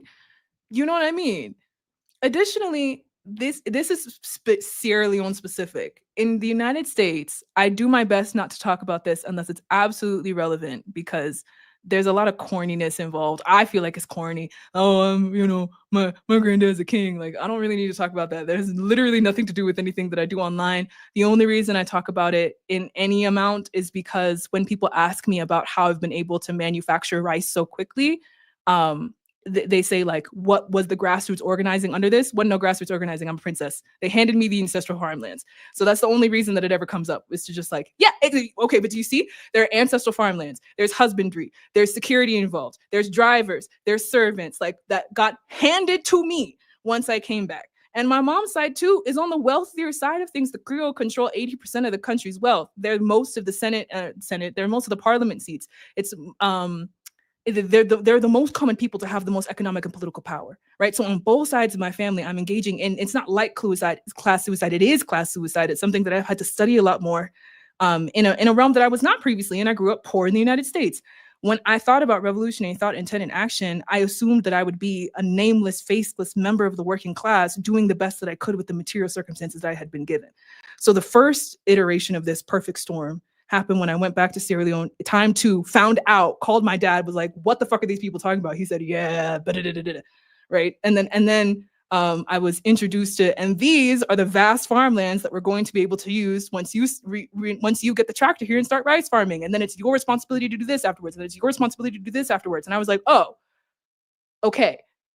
I accepted it. I'm not about to say like all this just kind of happened without me, but there was a significant amount of this that was just kind of like waiting for somebody to come back and do it.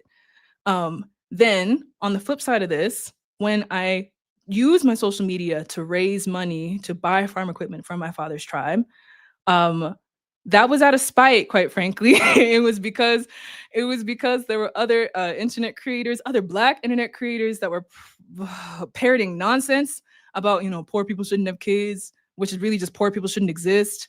And I was like, this is some bullshit. And I'm not about to argue about this with you yahoos. Y'all just not malarkey. Like I was like, this is ridiculous. And not only is it ridiculous, I'm gonna shut these arguments down while also making sure to provide material support for these poor people that you want to not exist so bad. Like, if you really think that poor people shouldn't have kids, make sure to eradicate the poverty. It's not eradicating the children, it's eradicating the poverty, right? So let's do that, right? We're gonna take this entire group of people out of chronic food insecurity by growing the staple grain that grows indigenously there. Boom. I thought that I was going to be facilitating this thing.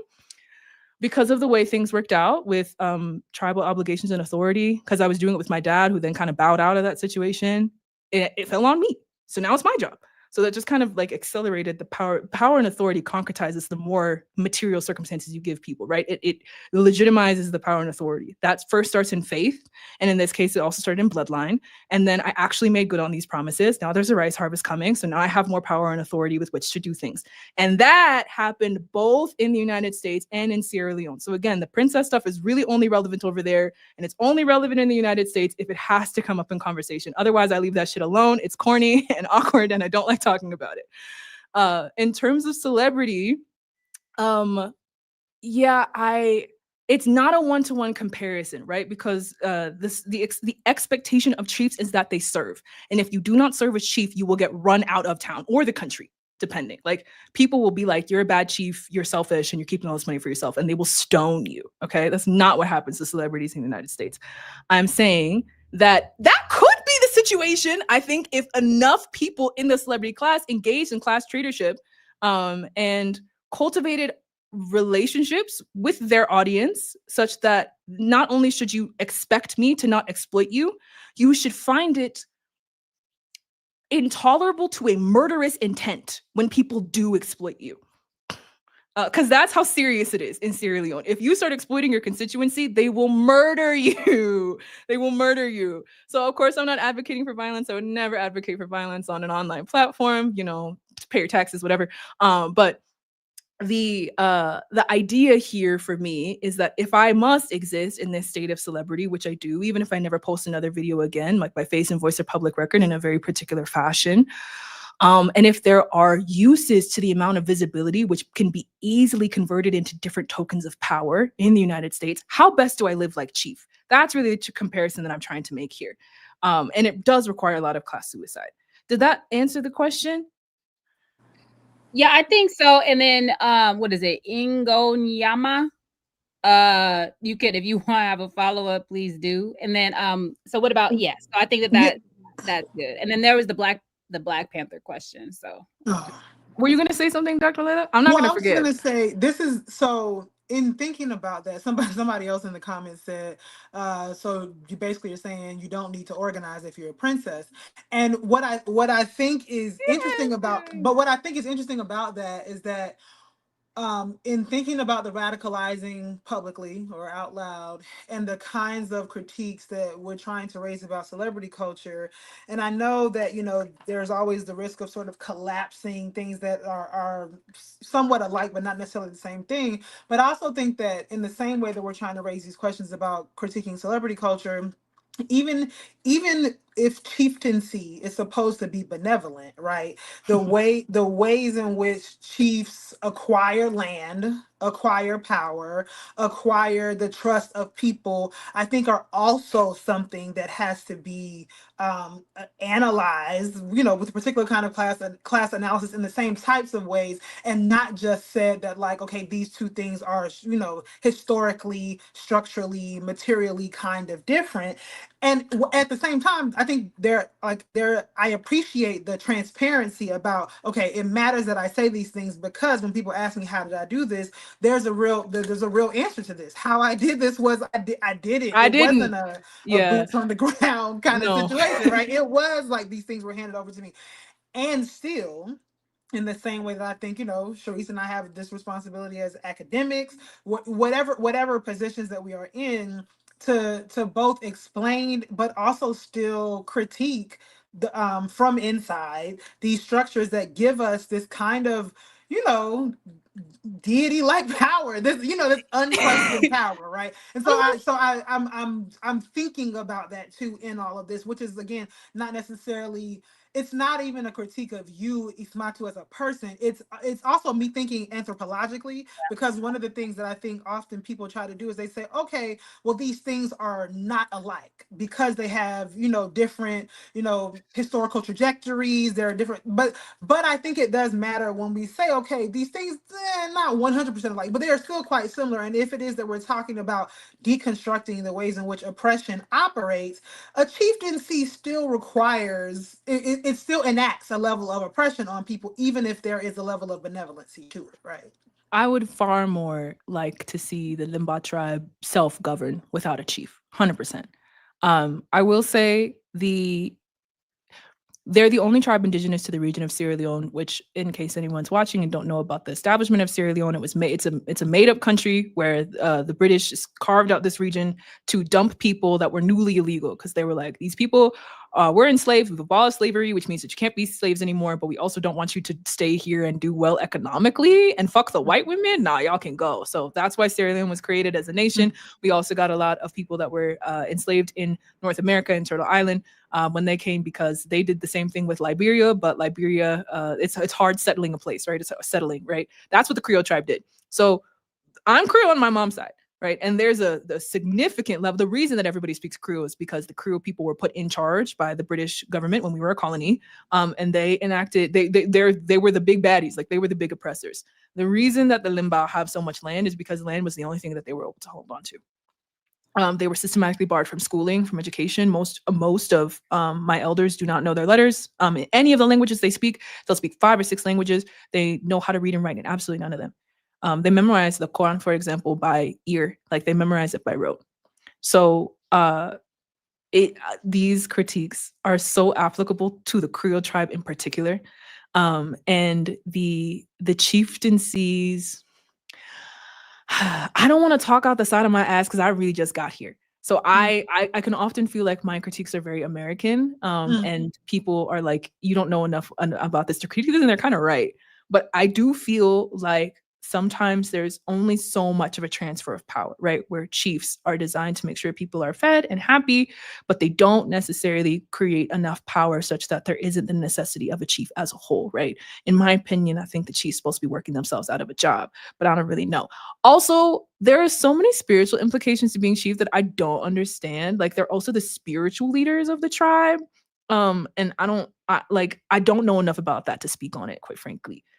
They carry there's a sacredness there, where you make pacts with like the deities of the Limba nationality, and also like because we were under the Islamic trade when Islamic traders came in, so we adopted Islam and converted it to in similar ways. It's like a similar relationship with Hoodoo and Christianity, but it's still prevalent. Like, there are so many spiritual obligations of chief, less in the divine right way because they still are democratically elected. You do have to debate and govern and promote policies to be able to gain the chiefdom. You are still democratically elected, even though it does concentrate in a few families.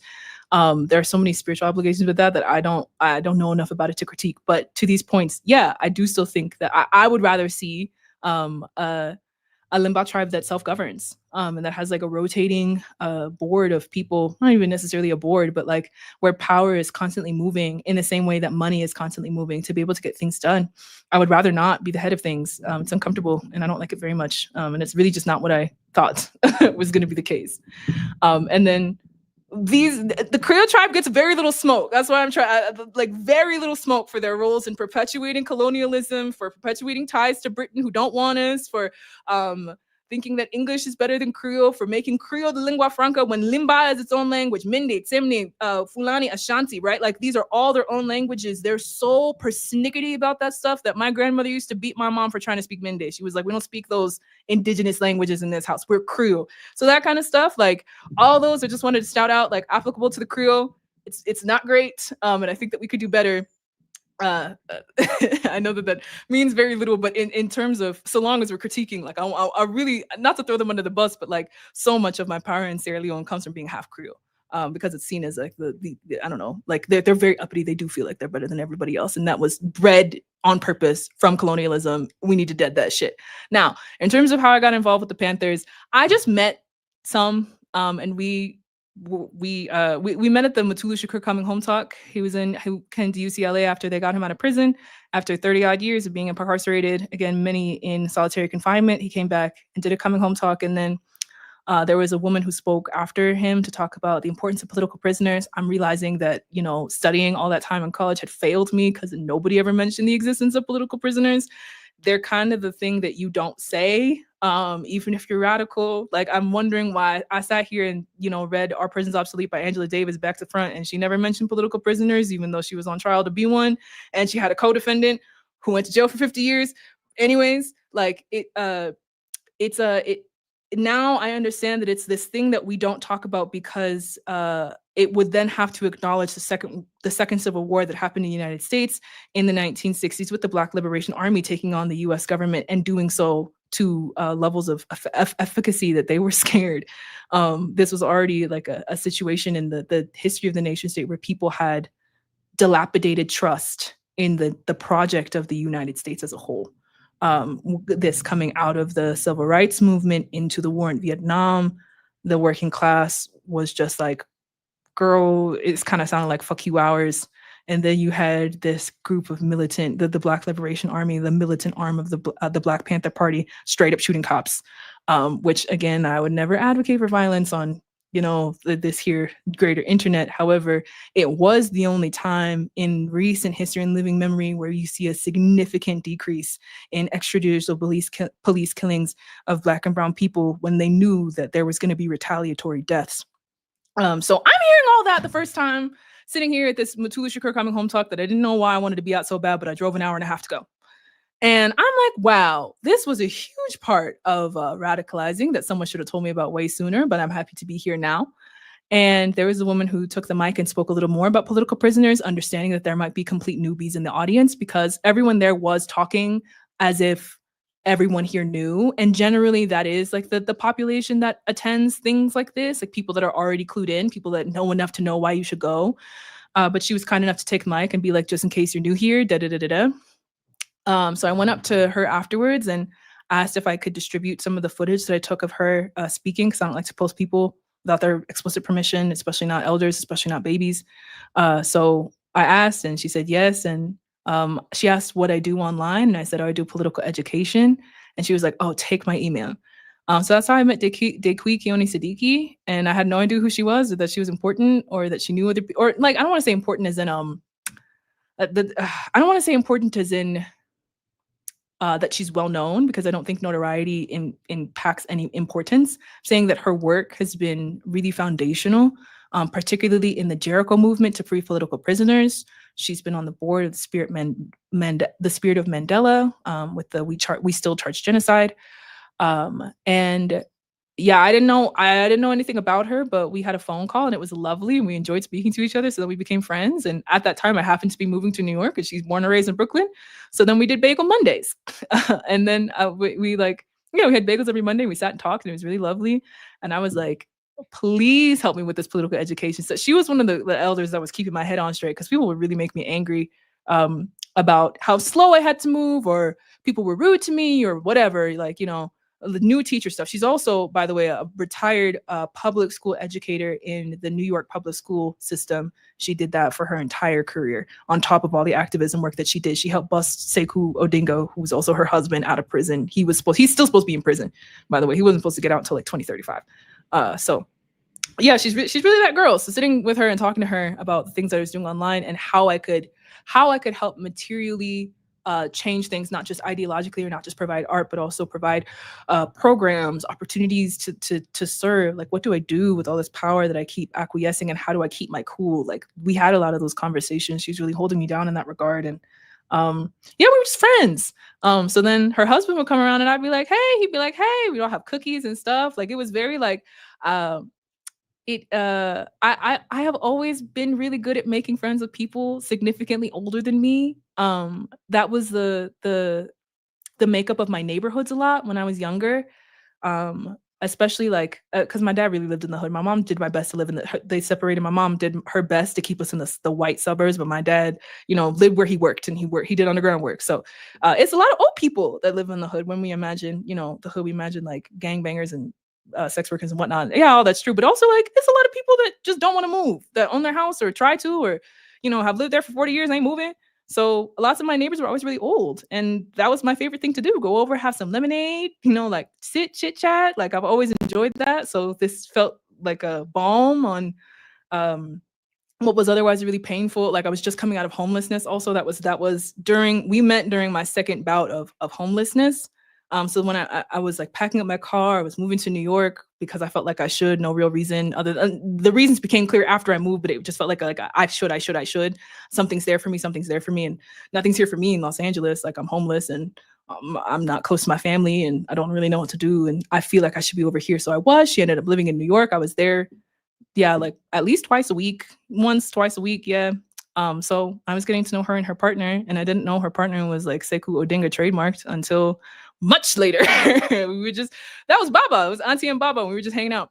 I met Baba when they took me to Coney Island for the Ancestors of the Middle Passage ceremony, where people offer fruits, vegetables, dance, drums, face paint, storytelling to the ancestors that did not, that either chose the sea or straight up just did not survive the Middle Passage. It's a really beautiful day of ceremony, so they took me to that. So when I say that, like, I met him because he picked me off the street, that's very much what happened. I was standing on a curb. I got in the car, and then we were friends. And it was the same way that you work on a friendship with someone. It's like, when you got a homegirl and y'all real close, and then she has a man, so you like, work on it because you're going to be spending a lot of time together. That's exactly what happened. I don't generally talk to men I don't know very much. So it ended up being really great to spend time with them. And then we would just like, they would take me around. Like, I was new to New York, obviously. So we would drive. Baba would drive. Auntie's passenger princess, because she don't drive. She don't like to. And they would point out, like, that's where Malcolm X was running around with so-and-so. And that's where we did so-and-so. And that's where, I was like, this is the coolest shit in the world. Like, I was having such a good time. And then Baba got really sick, and I was on his care team until he passed away. So that took me from being like friendly, neighborhood youngin who's now like a happy part of our lives, like once or twice a week, to me seeing them all the time. That I was either online doing political education, I was seeing clients, or I was with Baba. And it was one of those areas of life in which I was barely sleeping because there's just so much work to be done. It taught me a whole lot about what you risk when you take up revolutionary struggle, and one of them is to not die. uh the Panthers, many of them didn't think they were going to live past 30 or 40, and certainly not Baba. He was an active military soldier in some of the operations that went down in history, so he didn't think that he was going to live till 80. Now here he is in like the body of an 80-year-old, and that was new for him. So talking about what it means to not die, what it means to not die but be in exile, what it means to not die but go to prison, like it made those things that I couldn't really imagine really imaginable because he's sitting right here. So we had a lot of conversations, and yeah, that's how I got to know them. It was straight up just by chance. I had said some very fervent prayers the summer before about needing to know movement elders, because one of the first things that I did online was read the autobiography of Malcolm X. And that made a lot of different people very angry for me for various reasons, because I was like, this man struggled with misogyny very openly. And I did not do a good enough job at expressing the source of my anger. It was not Malcolm and Haj Malik Shabazz. It was not him for having ever struggled with misogyny. It was for everyone else that talked about this man like he was a god on earth, when in fact you all should have warned me that this man struggled with misogyny in various parts of his life.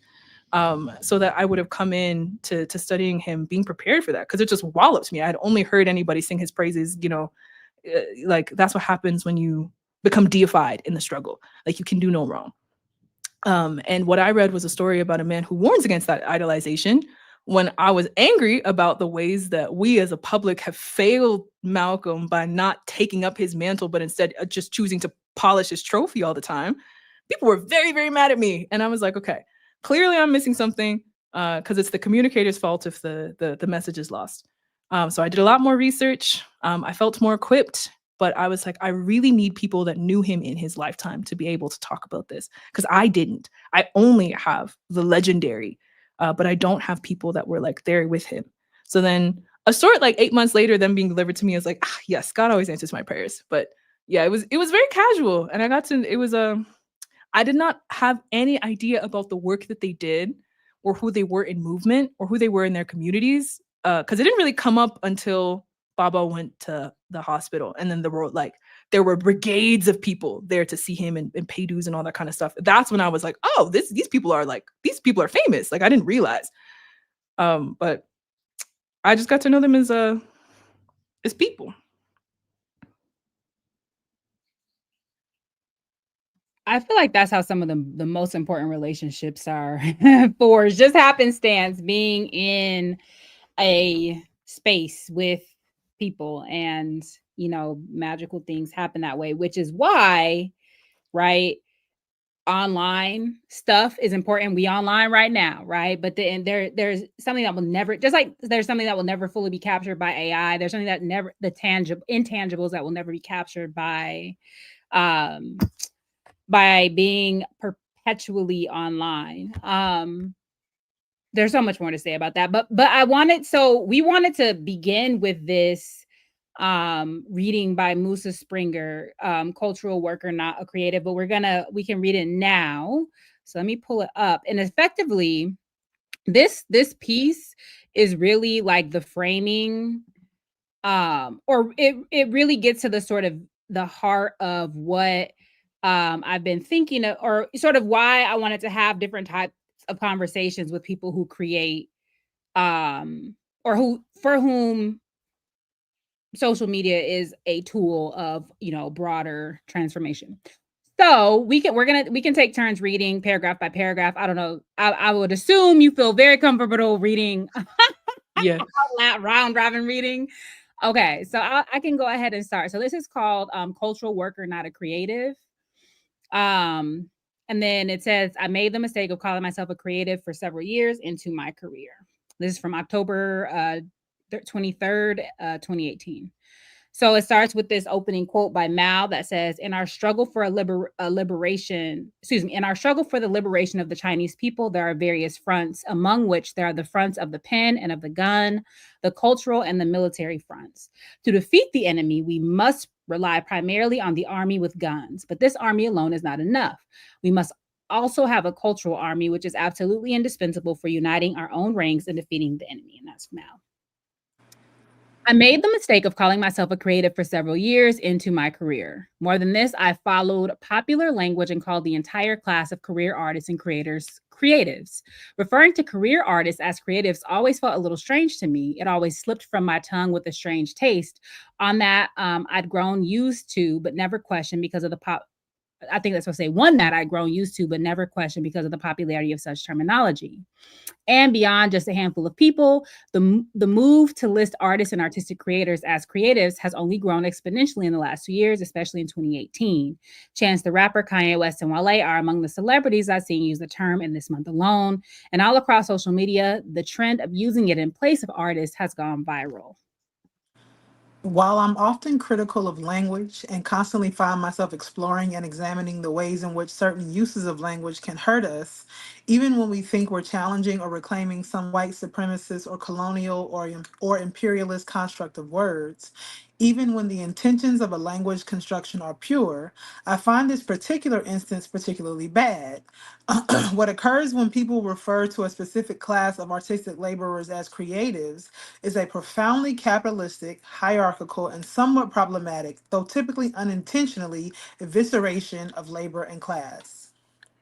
First, and possibly most importantly, on a basic level, the use of creatives assumes there is a set class of people who have some natural talent towards creativity. Following this logic, we're led to believe that creativity, and thus creative labor, is something reserved for a few people, a small artisan class, artists, marketing execs, and brand influencers. If a specific group of laborers, and thus intrinsically a specific labor, are labeled as creatives, then what does that mean for everyone else? The reality is that the ability for creativity is, or should be, native to all occupations. However, capitalist alienation hinders this creativity from flourishing. Many calls to support Black creatives and other popular sloganeering are done in good faith, but massively leave out a majority of workers who are not artists or writers, manual laborers, scientists, sex workers, agricultural workers, and so forth.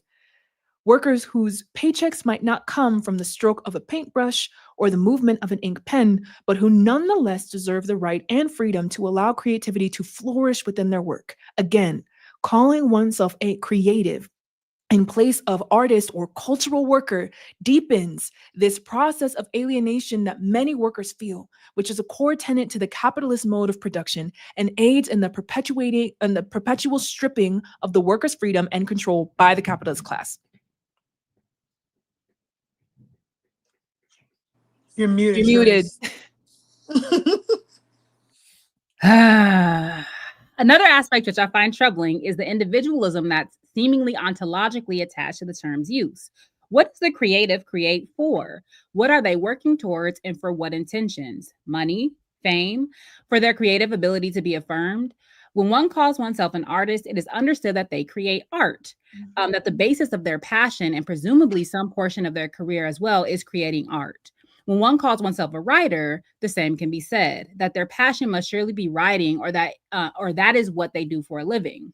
In both cases, creativity is assumed almost instantaneously to be inherent to the specific forms of labor. In the case of the creative, we're told that creativity itself is the labor and subsequently must orient ourselves and our labor in relation to this. Are creatives skilled laborers, professional laborers, or artisan laborers? An intentional vagueness necessarily remains around the term, as its ill-defined and misguided use upholds a dichotomous hierarchy in which creativity is reserved only for certain careers, which are unironically those at the forefront of the quote-unquote creative movement. Finally, we have to examine the alternatives to such a term and try to reason with their better nature. As previously mentioned, there has been a concerted shift from artist and cultural worker towards creative. Artists are generally regarded as people who create art, which is a straightforward and understandable concept. Of course, there are various kinds of ways people self-describe as artists: visual artists, musical artists, performance artists, professional artists, etc. For me, the use of artist often works and works well. However, I personally prefer the term cultural worker, which was once a common term used to describe literary and art workers by socialists, black nationalists, and other radical organizers. I'll read the quote and then you can read Ismatu. Do I remain a revolutionary? Intellectually, without a doubt. But am I prepared to give a body to struggle or even my comforts? Comfort has come to be its own corruption. And that was Lorraine Hansberry. Culture worker has a moral positioning embedded into it, as well as an inherent accountability. To call oneself a culture worker as opposed to a creative is to essentially say that your labor, or at least a particular fraction of it, occurs with the intention to uphold a certain culture. It proposes that your labor as an artist, your work in art and literature, is accountable to the idea of culture. And if we, as organizers and anti racists and socialists and communists and revolutionaries, are committed to upholding a revolutionary culture, then our labor as cultural workers is accountable to the notion of working to uphold that revolutionary culture. That is, that we are not simply creating art for art's sake or writing for the sake of writing, but have a moral obligation to use our artistic and linguistic talents in the service of liberation. Cultural worker, in its intended language, assumes an art or literature production which lends itself to upholding this culture of eventual revolution and subsequent post revolution, and uphold the notion that culture can indeed be a powerful weapon.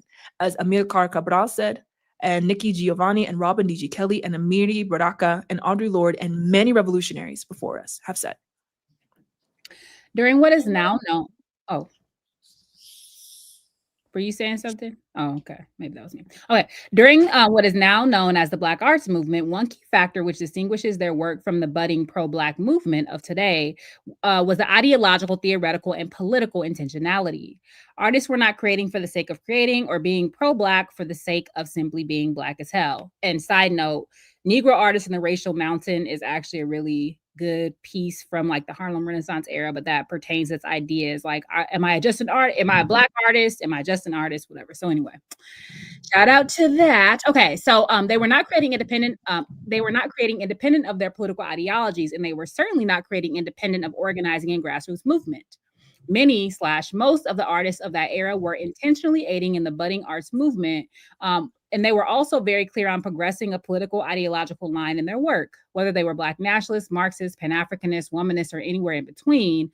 Their art was a clear product of not only artistic creation, but intellectual labor. Moreover, they doubled as organizers. Teach-ins, public forums, party meetings, direct action trainings, and planning meetings were held in places that doubled as artist studios. Poets organized as a community, like when Audre Lorde organized a protest of poets and raised money to pay Amiri Baraka's bail. Writers wrote to win a local, global, institutional ideological war, which was taking place between the Black world and the milky white power structures. Music, spoken word poetry, and photographic arts were interwoven into protest spaces. The movement of artists and cultural workers was not stratified from that of organizers and the movement of workers. Rather, they were an energy and lifeblood in charging such electric movement. Cabral, this quote by Cabral, you measure a people's potential for liberation based on how different their culture is from their oppressors.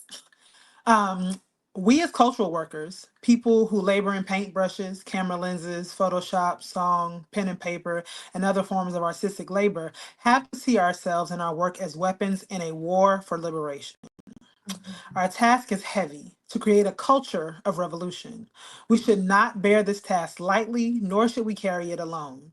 Our role is to work alongside organizers, unions, the third world, political prisoners, immigrants, the incarcerated, Palestinians, political parties, and all others who share in a struggle for creating a better world and assist.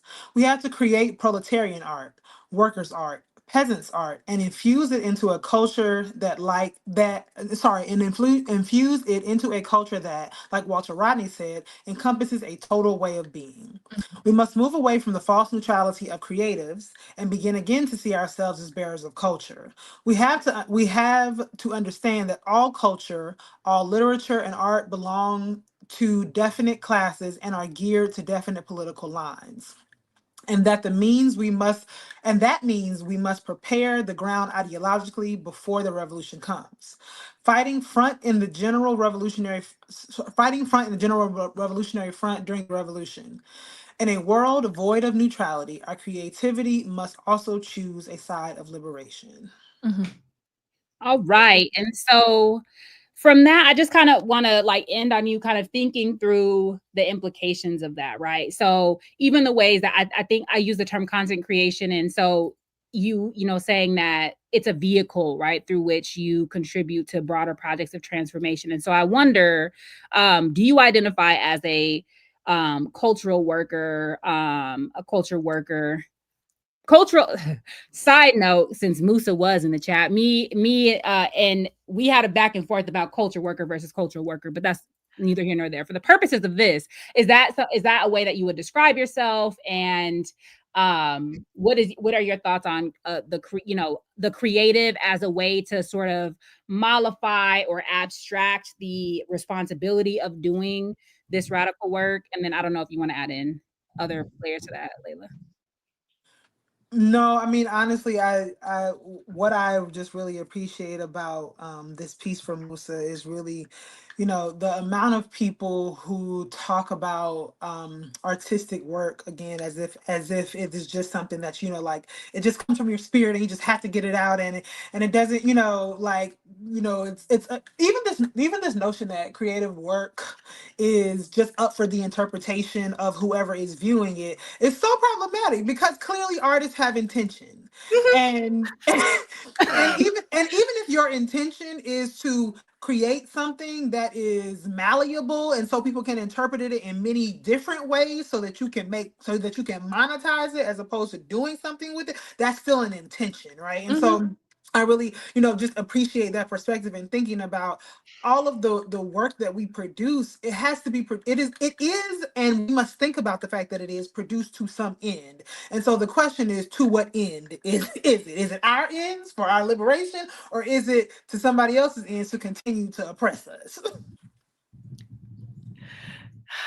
Yeah, I mean, yeah, I want to co-sign all of those questions. First of all, the idea that there's a mask of benevolence, that two areas in life where there's a mask of assumed benevolence that I found to be wildly intolerable: art makers and social workers. And this is what I spent my first chapter of studying, right? I was a poet, and I was in global public health, originally, or rather, I wouldn't even say social workers, right? Like health workers overall, doctors, nurses, social workers, everybody that's supposed to do with like the health and benefits and stuff. There's also so much healing that happens in the art world, first of all, witnessing people or re-witnessing people make and shape humanity, what we know to be true, what we feel is true, can be at least a grounding, regenerative, communal experience.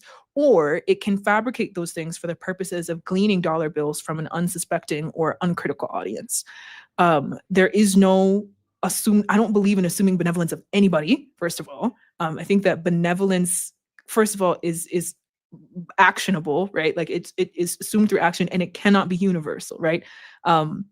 That what is good for the revolutionary vanguard, or cultivating a revolutionary culture, is not good for other kinds of people, right? There are other people that if you are a powerful revolutionary, you will have powerful enemies, because you're upsetting a way of life for some people that really truly benefit, and then for people that think that they benefit more than they actually do, right? So I wrote an essay about this as well. It's called "The Role of the Artist is to Load the Gun." So I've dropped it in the chat for you all, because I argue a lot of the same things. And this term cultural worker versus culture worker is something too that I think is a little bit more than just semantics on. But for the purposes of here, we'll choose cultural worker to uphold Musa's really beautiful piece. I'm sad that I didn't read it before I wrote this thing. There's the misquote from Toni Cade Bambara that gets passed around as the role of the artist is to make the revolution irresistible. And she did not say that, because not every artist has the desire for revolution. What she said was, as a culture worker who belongs to an oppressed people, my job is to make revolution irresistible.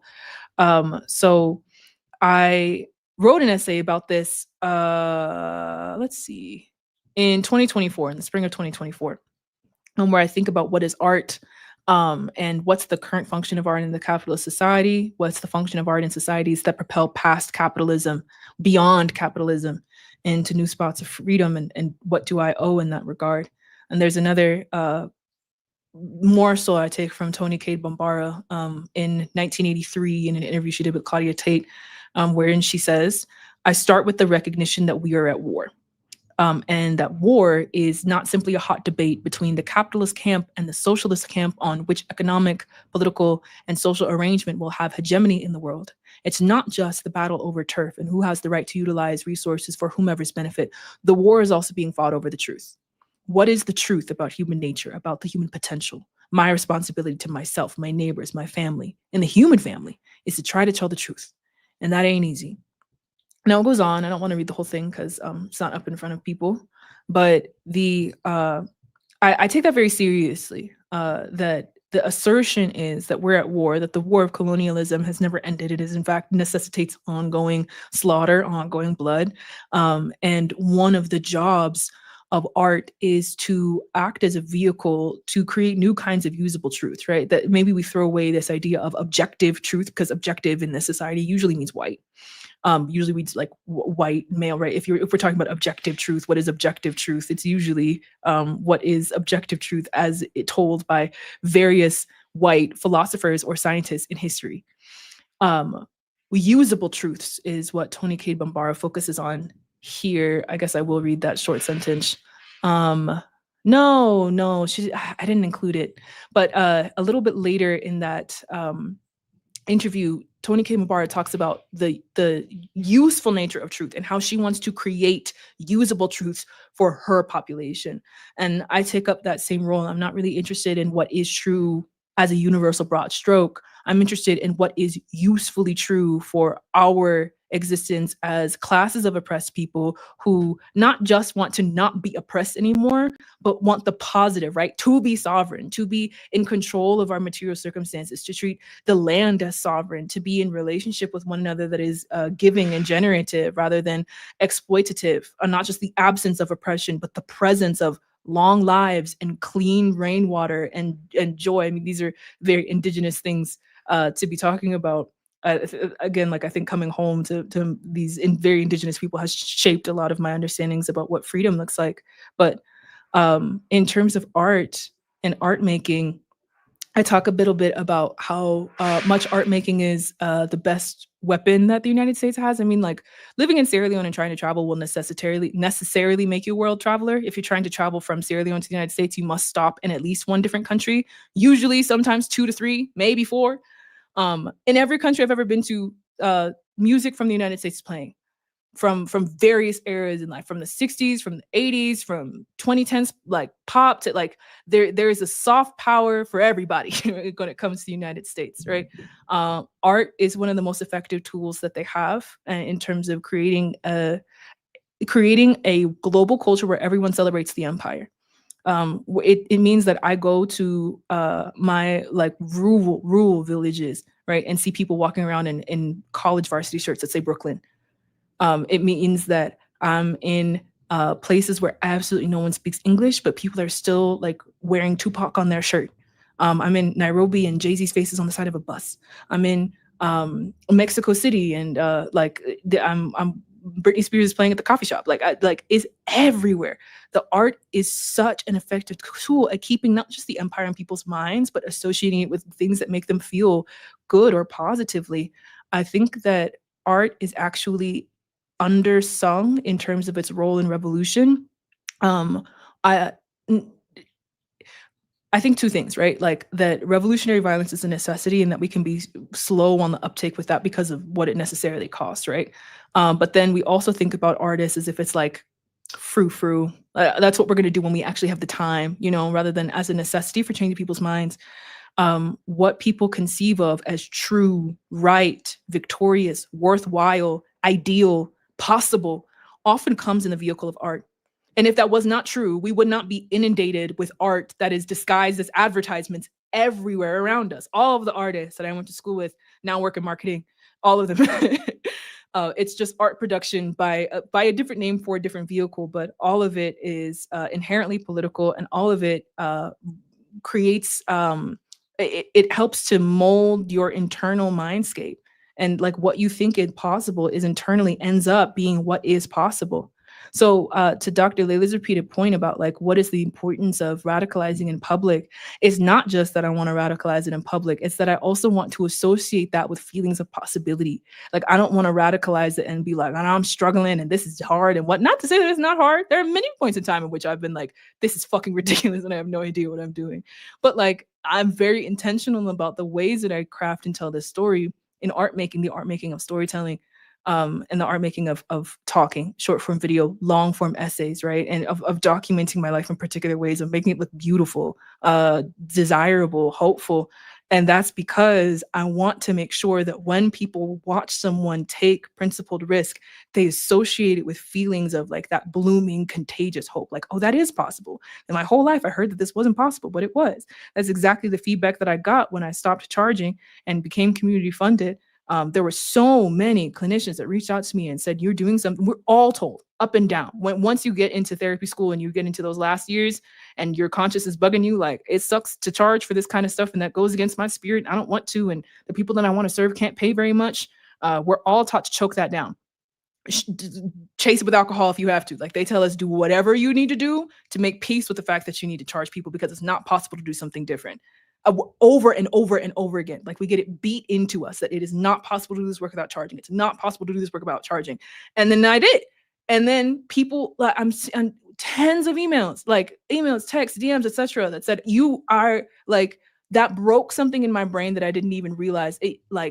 I didn't even realize how much I just completely embedded that ideology within myself, even though I never agreed with it. And that's never what I wanted to do. So yeah, the thing I really wanted to reference with this essay was the piece by Dr. Bedora Lagra, who's Sudanese. It is called, hold on a second, describes herself as a wayward political theorist. I really enjoyed this piece. It talked about the recent uprisings, which turned into a successful popular uprising in Sudan in 2019. It's the precursor for the current war of attrition that they're facing now, in which the people won. The people won their people won their national uprisings. It was periodic strike after periodic strike that turned into a nationwide strike that turned into them winning their government. And when it came time to completely transition the military out, that's when the military turned on its people. But the backdrop for the war that is happening in Sudan right now is that the people successfully won their independence by withholding and controlling their labor. And Dr.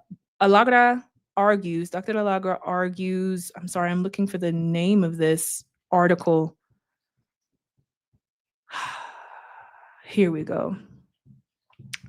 Yeah, okay. It's an article that she wrote for Popular Resistance in 2021 called The Pendulum Swing of Black Liberation, in which she argues that one of the reasons that uprising was even possible in the first place was because of the outpouring of revolutionary art that happened in Sudan before that uprising took place. And she also quotes, who was it? It wasn't Rashid. The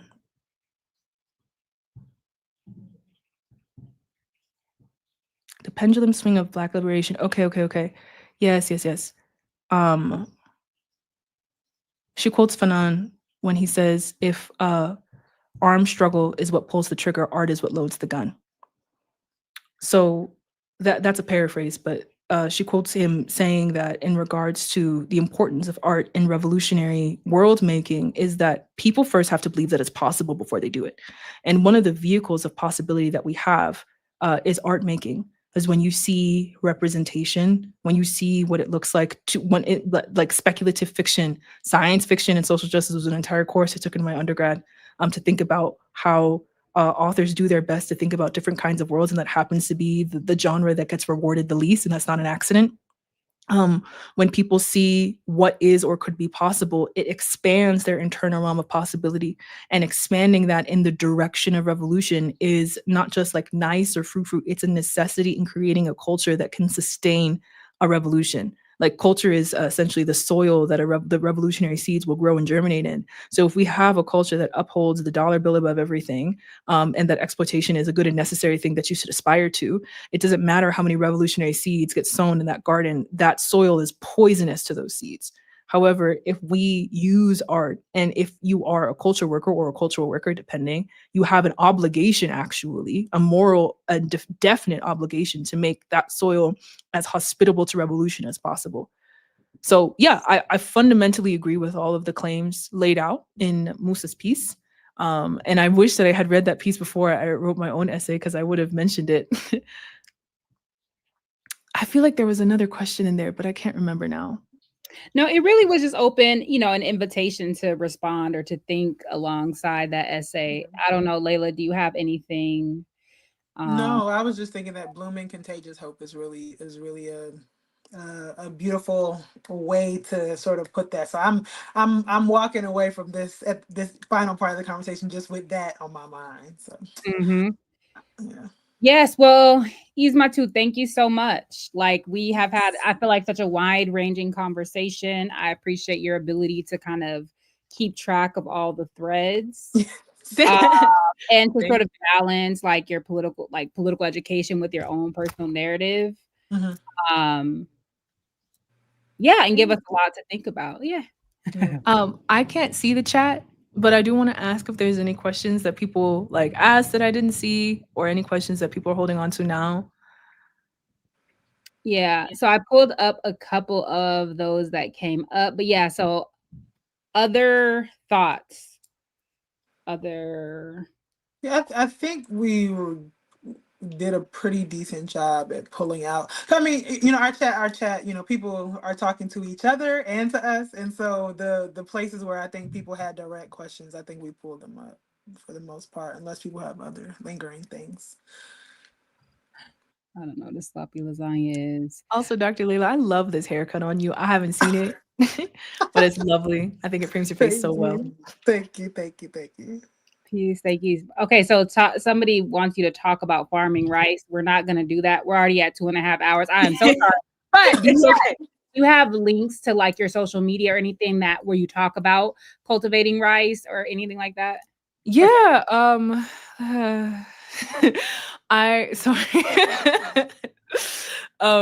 Yeah, if you type in Ismatu.Gwendolyn on literally any social media platform, I will come up. It's a very particular name. I do something called Blueprints, which is where I talk about my quarters. I do my best to make it a weekly review. So I talk about rice farming quite a lot there.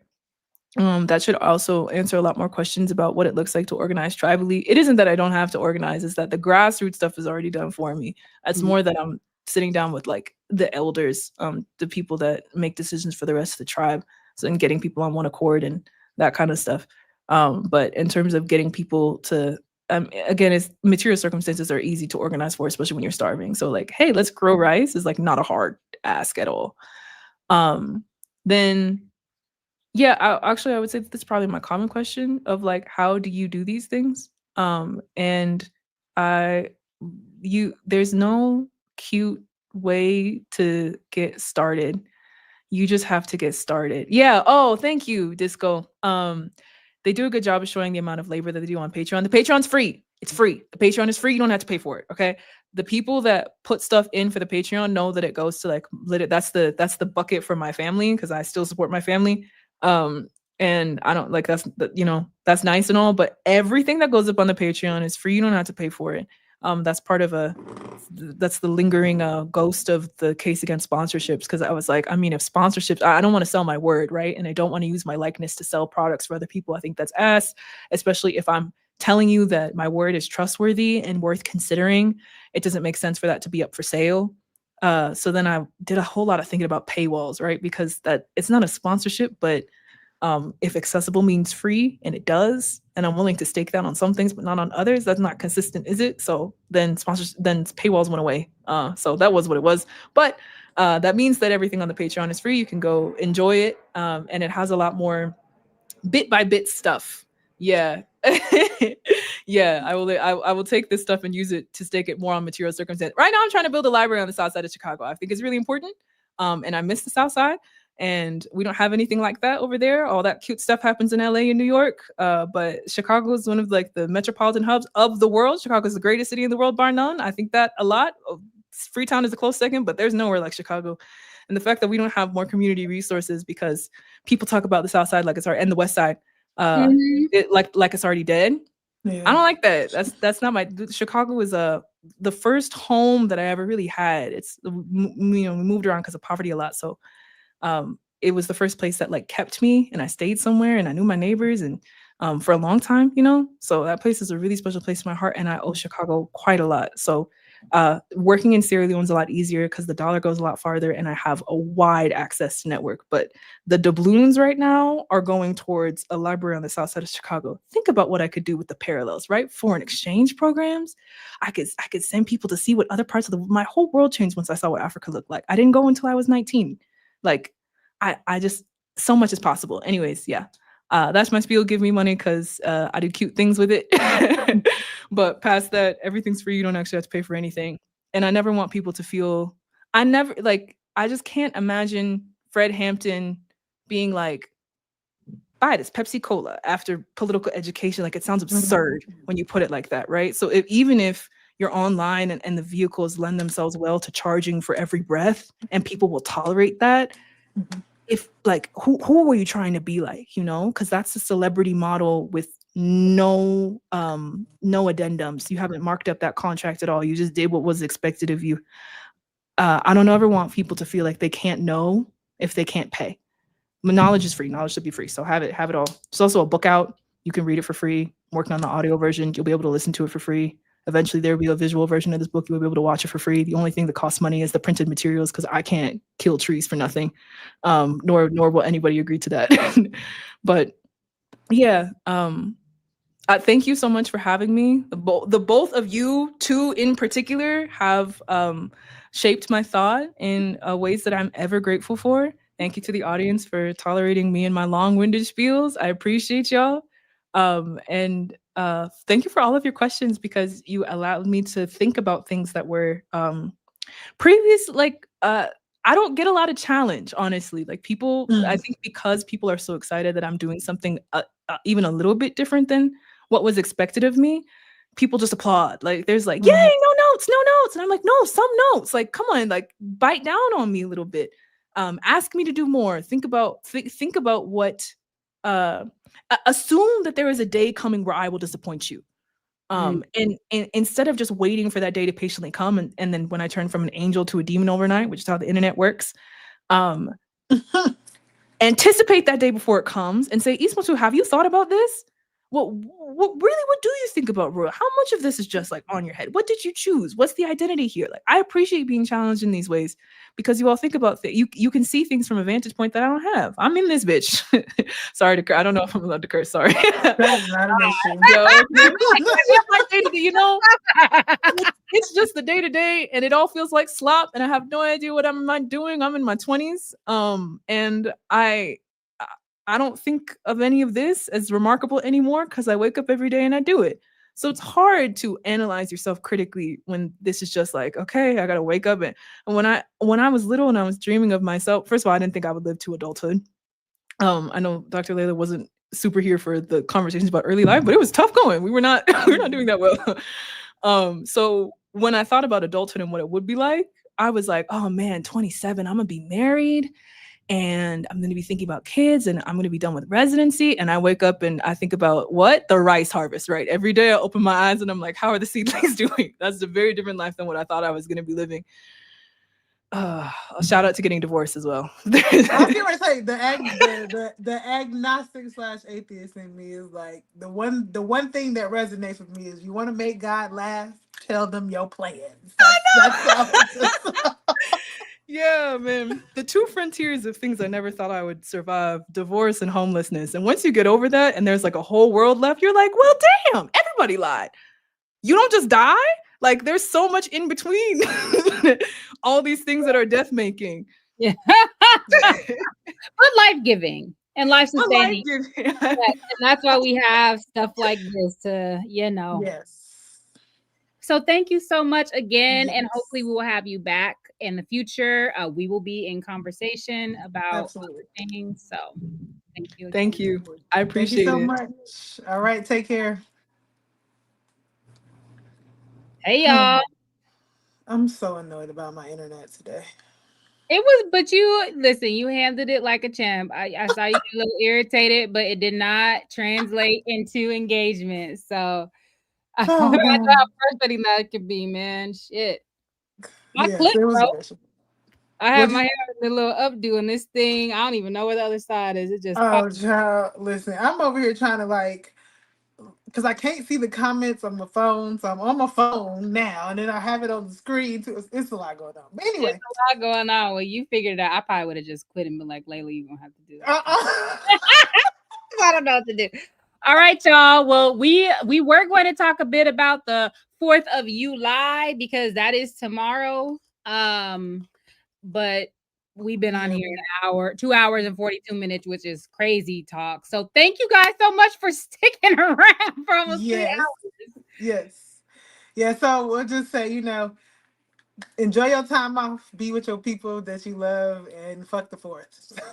Fuck America. Just kidding. Just kidding, Trump. Don't deport me because they coming for everybody. They shipping everybody to South Sudan. Listen, but So, anywho, all right, y'all. All right, bye, y'all. Peace. I almost